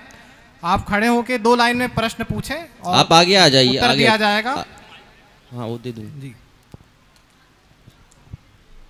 और एक बात और कि सारे प्रश्न यहाँ नहीं हो पाएंगे, तो हमारा जो लाइव सेशन होगा विज्ञान दर्शन यूट्यूब चैनल पे, आपको कार्ड मिलेगा, उसमें ईमेल है, ईमेल में भी आप प्रश्न पूछ सकते हैं, उत्तर अवश्य दिए जाएंगे। जी महोदय। नमस्ते, मेरा नाम आर्यन शर्मा है और मेरा प्रश्न संदीप आर्य जी से है। जब सृष्टि उत्पत्ति हुई तो गर्भ के बिना जो पहली बार मनुष्यों की उत्पत्ति हुई वो किस प्रकार हुई? कुछ लोग कहते हैं कि समुद्रों से जीवों की उत्पत्ति हुई, कुछ लोग कहते हैं कि धरती से हुई। तो वेद के अनुसार इसका तर्कपूर्ण उत्तर क्या है वो बताइए। और दूसरा भाग ये है कि वर्ल्ड वॉर 1 और वर्ल्ड वॉर 2 के टाइम पर जो भारतीय थे उनकी औसत लंबाई यूरोपियंस और जापानियों से अधिक हुआ करती थी, परंतु आज देखने में आ रहा है कि जो औसत लंबाई है वो घटती जा रही है और जापानियों की बढ़ती जा रही है। तो केवल 100 वर्ष में यदि इतना अंतर आ गया तो 1,96,08,53,126 वर्ष पूर्व जब सृष्टि उत्पत्ति हुई, उन मनुष्यों का स्वरूप आज के मनुष्यों के स्वरूप की तुलना में कैसा था? कृपया इसका उत्तर दे। धन्यवाद। वही तो हम कह रहे हैं कि इंसान ही थे ना, इंसान से चमगादड़ तो नहीं बन गए ना, दानव तो नहीं बन गए ना, वैम्पायर तो नहीं बने ना, एक प्रजाति से दूसरी प्रजाति नहीं बनी ना, एडेप्टेशन नहीं हुआ ना, इंसान ही रहा ना, तो एवोल्यूशन वहाँ खंडित है। और प्रश्न चूंकि संदीप जी से था, संदीप जी उत्तर दें। तो मानव उत्पत्ति के बारे में तो मैंने भी पूरा डिस्कस किया है। धरती का मतलब जस्ट मिट्टी नहीं है इधर कि मिट्टी से जीव जंतु उगे हैं, नहीं, ऐसा नहीं है। वो जो आरंभ में जो जिसको हम सलील अवस्था कहते हैं, जो ऊर्ण मृदा, वेद में आया कि ऐसी मृदा थी जो ऊन की तरह जीवों को पालन पोषण कर रही थी, उसी में वो पहली कोशिका बनी और पहली कोशिका के आसपास जो गर्भ झिल्ली होती है उसी में उसका डेवलपमेंट हुआ और वहीं से उसने आसपास से जो न्यूट्रिशन फ्लूइड है उसी के माध्यम से उसने अपना पोषण किया। और आपने हाइट की बात की, ऐसा नहीं है कि उसके एक ही घर में मैं दिखा दूंगा 5 फुट का भी, एक उसी में 6 फुट का, उसी में 6.5 फुट का भी है। और आपके डाइट के ऊपर भी होता है। और दूर दूर शादियां करने पे, लड़की का नाम दुहिता है तो थोड़ा अपने गोत्र वोत्र को छोड़ के दूर शादियां करोगे, जैसे कि हमारा हरियाणा पंजाब साइड है, यहाँ पे ये सिस्टम बड़ा अच्छा होता है, बड़े लंबे तगड़े आदमी होते हैं, उनसे भी लंबे तगड़े आदमी होते हैं। ऐसा नहीं है, अपना डाइट का ध्यान रखिए और जेनेटिक्स का ध्यान रखिए थोड़ा, बस। अच्छा, 1 मिनट, यहाँ हम चारों में सबसे लंबे गोविंद मौर्य जी हैं और ये मेरे गाइड भी IIT से हैं। क्या इनका इवोल्यूशन हो गया है? ठीक ठीक, कटाक्ष होते रहेंगे। हाइट पे मैं थोड़ा सा एक बिंदु रख देता हूँ। आपको पता होना चाहिए, जैसे आपने फर्स्ट वर्ल्ड वार और सेकंड वर्ल्ड वार की बात की, तो आप जाकर के एक पढ़िएगा मार्शल रेस कॉम करके, ठीक है? तो वो क्या करते थे, सेलेक्ट ही ऐसे लोग को करते थे जिनकी लंबाई अच्छी खासी हो, जो बहुत अच्छे हट्टे कट्टे हों। तो अगर एक पर्टिकुलर सेक्शन बना दिया जाए 100 लोगों का जिसमें ऐसे ही हों, तो उनकी औसत लंबाई अपेक्षाकृत अधिक होगी जो सामान्य लोगों से होंगे, ठीक है? और यही कारण है। इवोल्यूशन थ्योरी जो है, जितना आप लोग कोशिश कर रहे हैं लेकिन बच्चों में ये पहुंच रहा है, तो ये हम लोग यानी अपने स्पीकर्स डिफरेंट जगहों पे और बढ़ा, जिससे कि ये जो है बच्चों के रूट में पहुंच सके। ये अच्छी बात है कि ये इवोल्यूशन थ्योरी के अगेंस्ट ये बात रखी है, लेकिन ये बच्चे जो पढ़ रहे हैं वो एक्सेप्ट नहीं करते हैं। तो इसको हम लोग किस तरह से इसको हर पार्ट में, इन भारतवर्ष के हर पार्ट में इसको फैलाएं, जिससे कि ये जो बच्चों के आत्मसात कर सके इस चीज को। जी, अगला प्रश्न भी ले लीजिए, एक साथ उत्तर दे देंगे। मेरा भी क्वेश्चन सर से रिलेटेड है थोड़ा। इतने ज्ञानी जन उधर बैठे हैं, तो मेरा एक क्वेरी है। आज तो बहुत अच्छे तरह से IITian बैठे हुए हैं, बहुत मैंने सिद्ध कर दिए कि बहुत कितना फॉल्स फैला जा रहा है साइंस के नाम पे। मेरा ये क्वेश्चन है कि इतना गलत चीज़ हम लोग इतने साल से एक्सेप्ट करते क्यों आ रहे हैं? आर्य समाज हम इसी लाइन में क्यों नहीं पहल करता रहे? हम इतना एनर्जी खर्चा कर रहे हैं, ये गलत है, इसको खंडित करेंगे, वो गलत सीखा जा रहा है। इतना एनर्जी खर्चा करने के बाद भी सर जो बोले कि हमारे बच्चे एक्सेप्ट कैसे करेंगे? बुक में अलग है, वो अलग है। हम आर्य समाज से इतना बड़ा ऑर्गेनाइजेशन है, हम क्यों नहीं कर पा रहे हैं कि हमारे बुक्स में चेंज किया जाए, सत्य को पढ़ाया जाए? जी, यही मेरा क्वेश्चन है। गोविंद मौर्य जी उत्तर देना चाहेंगे? धन्यवाद यह प्रश्न करने के लिए। चूँकि इससे संबंधित विषय आया था तो मैं बीच में रोक दिया था। तो मैं आपको एक सरल उदाहरण देता हूँ कि जो रियल लाइफ एग्जांपल है। अभी रिसेंट में ही आपको पता है कि अभी जो गवर्नमेंट है वो थोड़ा सा हम लोग के लिए सहानुभूति रखती है, लेकिन इसके पश्चात भी हमारा जो यूरोप सेंट्रिक माइंड है उसके कारण अभी जो रिसेंट में क्लास 6 क्लास 7 की पुस्तकों में इतिहास के पाठ्यक्रम में बदलाव का प्रस्ताव रखा गया, बदलाव किया गया है। उसमें जो हेड बनाया गया है वो प्रोफेसर मिशेल डाइनिनो हैं जो यूरोप से हैं और यहाँ पे IIT गांधीनगर में विजिटिंग प्रोफेसर हैं। तो ये मैं बता रहा हूँ क्यों, क्योंकि ये मेंटालिटी हो चुकी है हमारी कि जब तक यूरोप से ऑथेंटिकेशन नहीं आएगा हम अपनी हिस्ट्री नहीं लिखेंगे। ठीक है, मेरा उनसे कोई व्यक्तिगत शत्रुता या कोई नहीं है जिसके कारण मैं उनका नाम ले रहा हूँ, क्योंकि वो ऑलरेडी नाम है पुस्तकों पे आप देखेंगे, इसलिए मैं नाम ले रहा हूँ। तो उसमें कई सारी क्रोनोलॉजिकल हिस्ट्री की क्रोनोलॉजिकल गड़बड़ियाँ हैं जिसपे डॉक्टर वेदवीर आर्य जी हैं जो जिनका कल सेशन है, आप सुनिएगा। उन्होंने कई सारे पॉइंट रेज किए हैं। मैंने वो सेम क्वेश्चन प्रोफेसर से पूछे और इवन जो गवर्नमेंट में ऑर्गेनाइजिंग कमेटी है इसकी मॉडिफिकेशन कमेटी, उसको भी मैंने मेल लिखा कि ये गड़बड़ी है, इसका आप विथ सोर्स आंसर दीजिए। तो उन्होंने एक पैराग्राफ आंसर तो लिख दिया जो कि वही लेफ्ट हिस्टोरियन द्वारा वेरीफाइड होता है, कोई सेटिस्फैक्ट्री आंसर नहीं है। जब मैंने उसको उस बात को चैलेंज किया कि आप डिस्कशन में लेके आइए इस बात को, तो कोई उत्तर नहीं आता है। तो यही आपके प्रश्न का उत्तर है सर, कि हम प्रयास तो कर रहे हैं लेकिन जो सिस्टम में बैठे हुए लोग हैं वो नहीं चाहते हैं कि हाँ वो चीज़ चेंज हो। तो जब तक ये बात ऊपर तक नहीं पहुंचाई जाएगी या जो सामान्य लोग समझ रहे हैं, हम लोग जो ऐसे बात कर रहे हैं, जब तक ये बात आप लोगों को नहीं समझ में आएगी और आप लोग यहाँ से सिस्टम में बैठेंगे तब वहाँ से जब छोटा सा चेंज होगा तब जाके परिवर्तन होगा, ऐसे नहीं होगा। अभी तो मान लीजिए सामान्य लोगों में हम प्रचार कर रहे हैं कि ये चीज़ गलत है, तो ये सामान्य लोग जब कभी सिस्टम में बैठेंगे तो वो हो सकता है ऐसे किसी व्यक्ति को बुला करके कहें कि हाँ इसमें रिवीजन की ज़रूरत है, तो जाकर के मॉडिफिकेशन होगा। जी, एक बात है जी,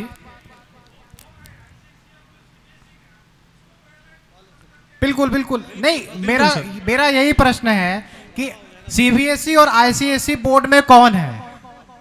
हम कब तक रोते रहेंगे कश्मीर फाइल का डायलॉग बोलते हुए कि भाई सरकार उनकी है पर सिस्टम हमारा यानी वामपंथियों वाला है?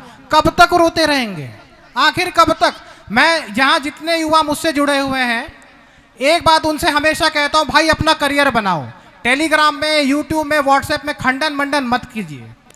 जो अन्य मजहब के और इस मजहब के जो लोग हैं वो आपका टाइम वेस्ट करते हैं और मैं उसका भुक्तभोगी हूँ। आपने पूछा था ना कि हमको क्या करना चाहिए, आप जी जी जी बिल्कुल कृपया स्थान ग्रहण करें। तो हमें इस प्रकार से कार्य करना होगा कि हमारे शोध पर पत्र जो है ऑक्सफोर्ड में प्रकाशित हो, इंटरनेशनल जर्नल्स में प्रकाशित हो, जैसे मोहित जी का हुआ और वीडियो का होगा। अन्य संस्थाएं खुले, आचार्य अग्निव्रत नैष्ठिक जी जैसे विद्वान हैं उन्हें अपने शोध पत्र निकालने चाहिए, उन्हें और बड़ी बड़ी संस्थाओं के द्वारा ऐसी संस्थाओं को पोषित किया जाना चाहिए। और हर एक आर्य यहां संकल्प ले ले कि मैं अपने बच्चे को आर्य बनाऊंगा, और अगर पुलिस में जाना चाहता है तो वो पुलिस वाला आर्य समाजी हो, इंजीनियरिंग में जाना चाहते हैं इंजीनियर आर्य समाजी हो, पॉलिटिक्स में जाना चाहता है पॉलिटिशियन आर्य समाजी हो, JNU आदि के जो प्रोफेसर होते हैं वो आर्य समाजी हो। तो भाई आर्यत्व तभी फैलेगा जब आर्य अपने बच्चों को वहां भेजेंगे। गुरुकुल जाना बहुत अच्छी बात है, लेकिन जब तक मॉडर्न एजुकेशन नहीं होगा आपका रिकॉग्निशन नहीं होगा। एक छोटी सी बात कहता हूं, पुष्पेन कुलश्रेष्ठ जी कहते हैं हमें क्या करना चाहिए, यही पूछा था ना आपने। अगर लिख सकते हैं तो लिखिए, बोल सकते हैं तो बोलिए, चिल्ला सकते हैं तो चिल्लाइए, और अगर कुछ नहीं कर सकते तो जो चिल्ला रहे हैं उनके साथ खड़े हो जाइए। जी अगला प्रश्न। बात के जी, एक आप सबका हृदय से बहुत ही आभार है। ये प्रश्न जो चल रहे हैं ये बहुत ही चिंतन और गंभीर विषय की चिंतन का विषय है। इसके लिए सात्विकता भी बहुत आवश्यक है, और स्वाध्याय और विज्ञान का जो विषय है उसको बिल्कुल अंदर समझ लीजिए। जो प्रश्न कर रहे हैं उनको भी चिंतन करके प्रश्न करना चाहिए। जी मेरे प्रश्न मेरा करें जवाब कृपया, चिंतन है। प्रश्न करें। मैं एक बात आपको सजेस्ट कर रहा हूं। हम लोग देखिए यूपी से हैं, लखनऊ सेंट्रल यूपी से जी, हैं, शुभ और नाम आपका? हमारे आसपास जितने भी लोग आपका हैं, शुभ नाम, आपका परिचय। AK सिंह, AK जी, सिंह। जी।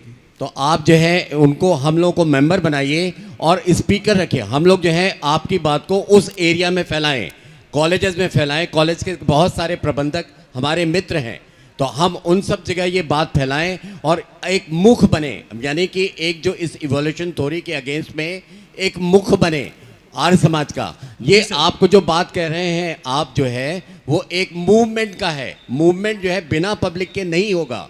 इसलिए आप जो है अगर ऐसा करते हैं, हम लोग को जोड़ें और साथ में हम लोग जो है उसको बार बार कॉलेजेस में फैलाएं, जिससे कि ये बात जो है हर जगह पहुंचे और आर्य समाज का नाम इस बात में फैले कि ये बात जो है हो। आप हम लोग को जोड़िए। जी sir, thank you for sharing this thing.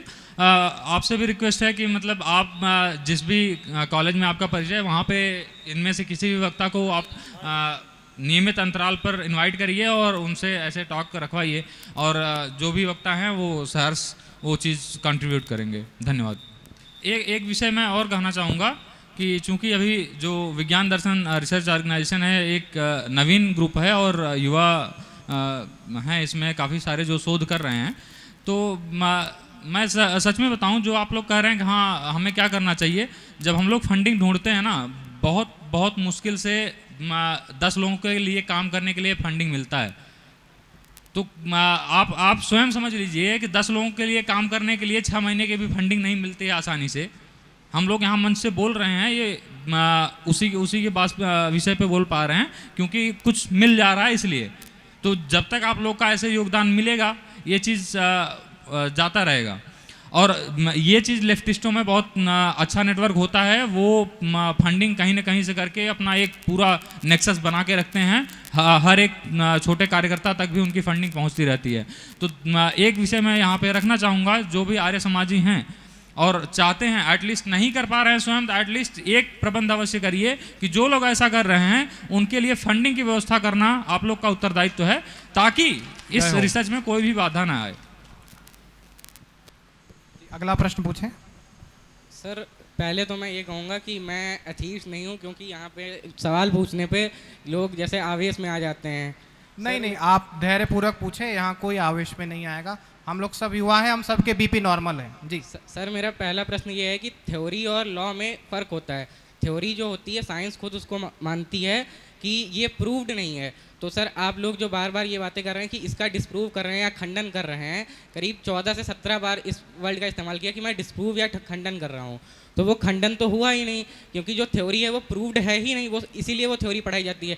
दूसरी बार सर ने कही कि यो थ्योरी ऑफ एवोल्यूशन है वो US के सिस्टम्स या यूरोप के सिस्टम से हटा दी गई है। सर मेरा दोस्त कक्षा 9वीं तक मेरे साथ में पढ़ता था, अभी वो San Francisco United States of America में है, और वो उसने खुद बताया मुझे कि US के पब्लिक स्कूल्स में थ्योरी ऑफ इवोल्यूशन पढ़ाई जाती है। इवोल्यूशन नाम का चैप्टर नहीं होता है, थ्योरी ऑफ इवोल्यूशन होता है। और सर एक और बात कि जो अपेंडिक्स होता है, वो मेरी एक मौसी जी भी हैं जिनके अंदर अपेंडिक्स, जो वेस्टिजियल ऑर्गन आपने बताया, वो वेस्टिजियल ऑर्गन नेसेसरी नहीं होते हैं, यानी जीने के लिए ज़रूरी नहीं होते हैं। उनकी सर्जरी होकर वो रिमूव हो चुका है और वो अभी भी पूर्ण तरह से स्वस्थ हैं। सर 2-3 बातें और हैं, अगर आप टाइम दे तो मैं बोलूँगा। नहीं, आप प्रश्न पूछें। आप अगर जैसे यहाँ पे समय का थोड़ा सा रिस्ट्रिक्शन है, आप YouTube पे मेल करके आप YouTube पे जो भी प्रश्न रहे आप पूछ सकते हो। खैर इन विषयों का उत्तर दे देंगे। कार्तिक जी आप देना चाहेंगे? हम तो जी देखिए, वेस्टिजियल ऑर्गन, कृपया स्थान ग्रहण करें। वेस्टिजियल ऑर्गन में नर्व की सप्लाई होती है, ठीक है। वेस्टिजियल ऑर्गन में रक्त जा रहा है, इसका अर्थ है कि शरीर में ये इन्फॉर्मेशन है कि भाई रक्त पहुंचाना है, उसको ख़त्म करना इन्फॉर्मेशन में नहीं है। तो अगर वो बेकार ही होता तो रक्त की सप्लाई वहाँ नहीं होती। ये भी एक तर्क है कि वेस्टिजियल ऑर्गन के नाम पे जो झूठ बोला जाता है वो अपने आप में एक मिथ्यापन है। और देखिए, मैंने आपको पहले ही कहा इस वक्तृता में, पहले हाइपोथैलेमस थैलेमस इन ग्लैंड्स को कहते थे कि किसी काम के नहीं है, आज तो काम के हैं।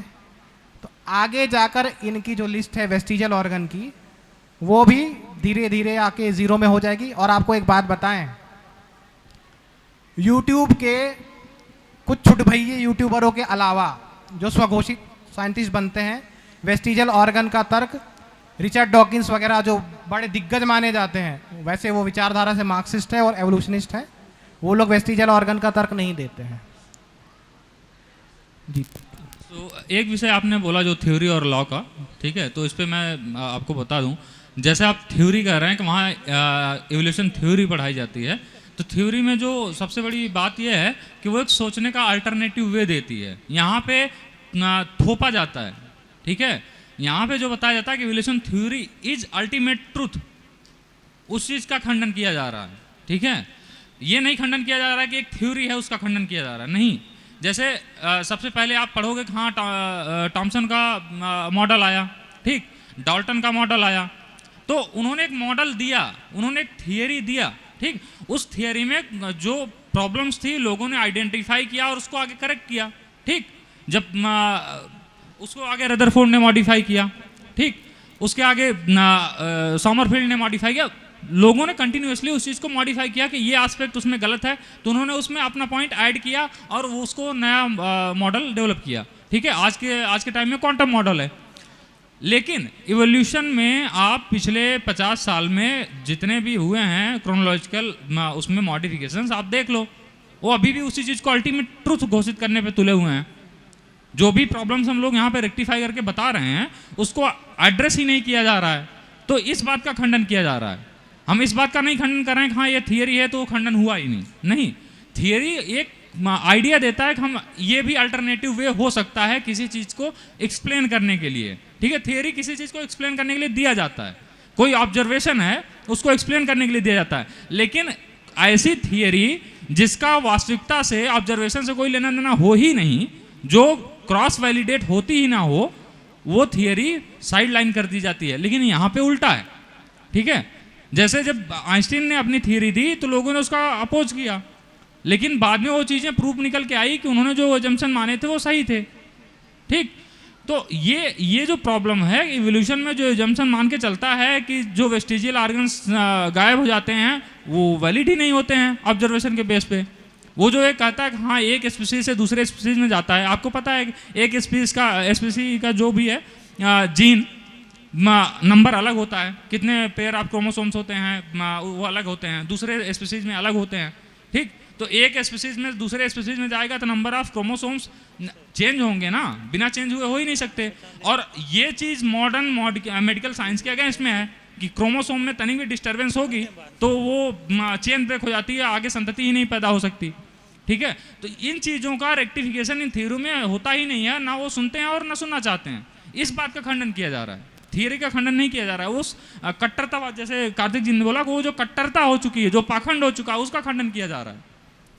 ओम शांति ओम सभी श्रोताओं और वक्ताओं को जो यहाँ पर उपस्थित हैं।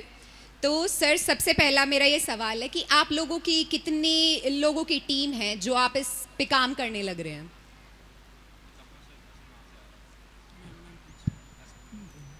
जी, विज्ञान दर्शन रिसर्च ऑर्गेनाइजेशन। बोलिए। कितने लोगों की टीम होगी सर आपके? अराउंड कितने लोग आपके साथ जुड़े हुए हैं? अभी जो करंट टीम में 8 से 10 लोग हैं जो थोड़ा डेडिकेटेड काम कर रहे हैं, कुछ लोग थोड़ा सा फ्लक्चुएट होते रहते हैं। तो अभी इतना ही है और हम अपेक्षा करते हैं कि आने वाले समय में ये संख्या बढ़ेगी। ओके, तो सर मेरा ये 3 सवाल हैं आपसे, बहुत छोटे छोटे सवाल हैं, आप देख सकते हैं आप उसका कितना बड़ा जवाब देना चाहते हैं। तो सबसे पहला मेरा ये सवाल है कि आप अपने आप को आस्तिक मानते हैं या नास्तिक? सभी आस्तिक हैं। ओके, ठीक है। तो सर आप आस्तिक का मतलब क्या समझते हैं कि आस्तिक होना यानी क्या? जो ईश्वर और पुनर्जन्म को मानता है वो आस्तिक है, ये सामान्य परिभाषा है। ओके, जो ये ईश्वर और पुनर्जन्म है, ईश्वर का आपके लिए क्या मतलब है?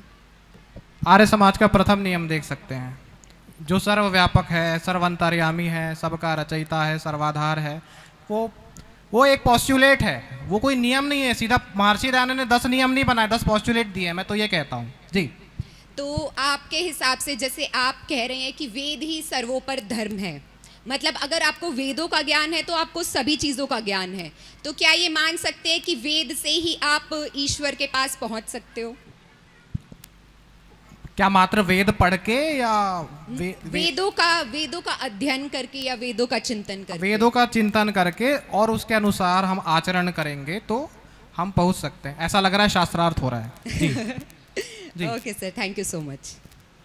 आप सबकी इस चर्चा को सुन के बहुत अच्छा लगा कि मेरे जैसे युवा वहाँ स्टेज पे बैठ के थ्योरी ऑफ इवोल्यूशन की बात कर रहे हैं और जो अभी तक 500-600 साल का झूठ जो चल रहा है उस पर प्रतिक्रिया कर रहे हैं। नहीं, 150 साल का झूठ है जी, ये भी खत्म हो जाएगा। हाँ, जब से भी ये जो जिस दिन से भी कह रहे हैं वो ठीक किया आपने। मेरा एक कहना ये है कि आपकी एक टीम है, जो बहन जी ने पूछा था कि आप कितने साथी हो, आपने बोला कि 8 साथी हैं। तो मुझे एक सवाल दिमाग में आया कि अगर आप 8 साथी हैं तो सहमत भी हैं, क्योंकि मैं उनके नज़दीक हूँ। पांडव भी तो 5 थे, 100 कौरव थे ना। मेरा सवाल पूरा नहीं हुआ भाई जी। जल्दी मत करिए, अवश्य। हाँ, जल्दी मत करिए। आचार्य अग्निवर्त नैष्ठिक जी की बात आपने कही, मैं उनके बहुत नज़दीक हूँ, उनको समझता हूँ, उनके साथ मेरा संबंध अच्छा है, प्यार है।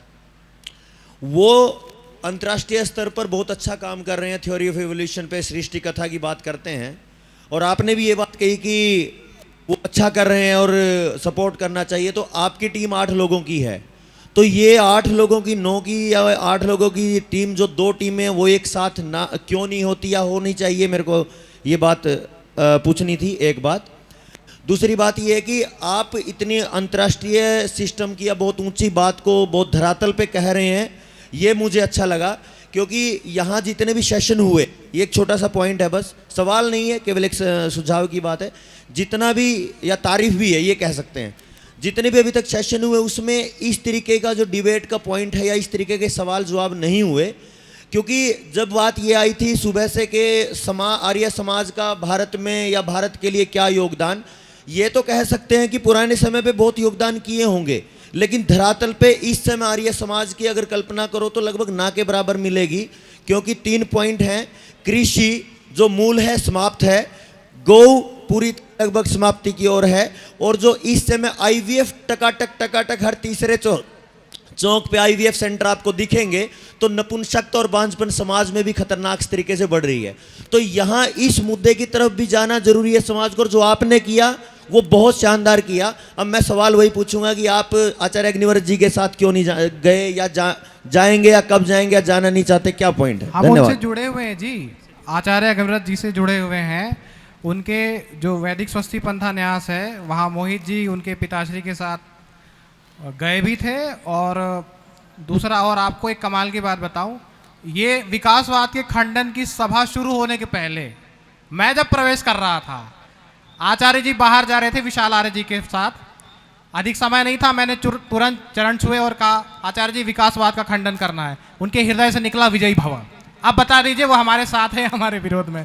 सब हमारे साथ में हैं। मुझे विरोध नहीं, मैं तो क्योंकि जानना चाहता था, मैं आपको अभी सुन रहा हूँ। बहुत अच्छा है, आपको बहुत बहुत धन्यवाद, शुभकामनाएं आपको। मंच पर आचार्य अग्निव्रत जी का पूरे लगभग 1.5 घंटे व्याख्यान हुआ था, जिसमें बिग बैंग थियरी के खंडन पर पूरी ऐसी ही चर्चा हुई थी।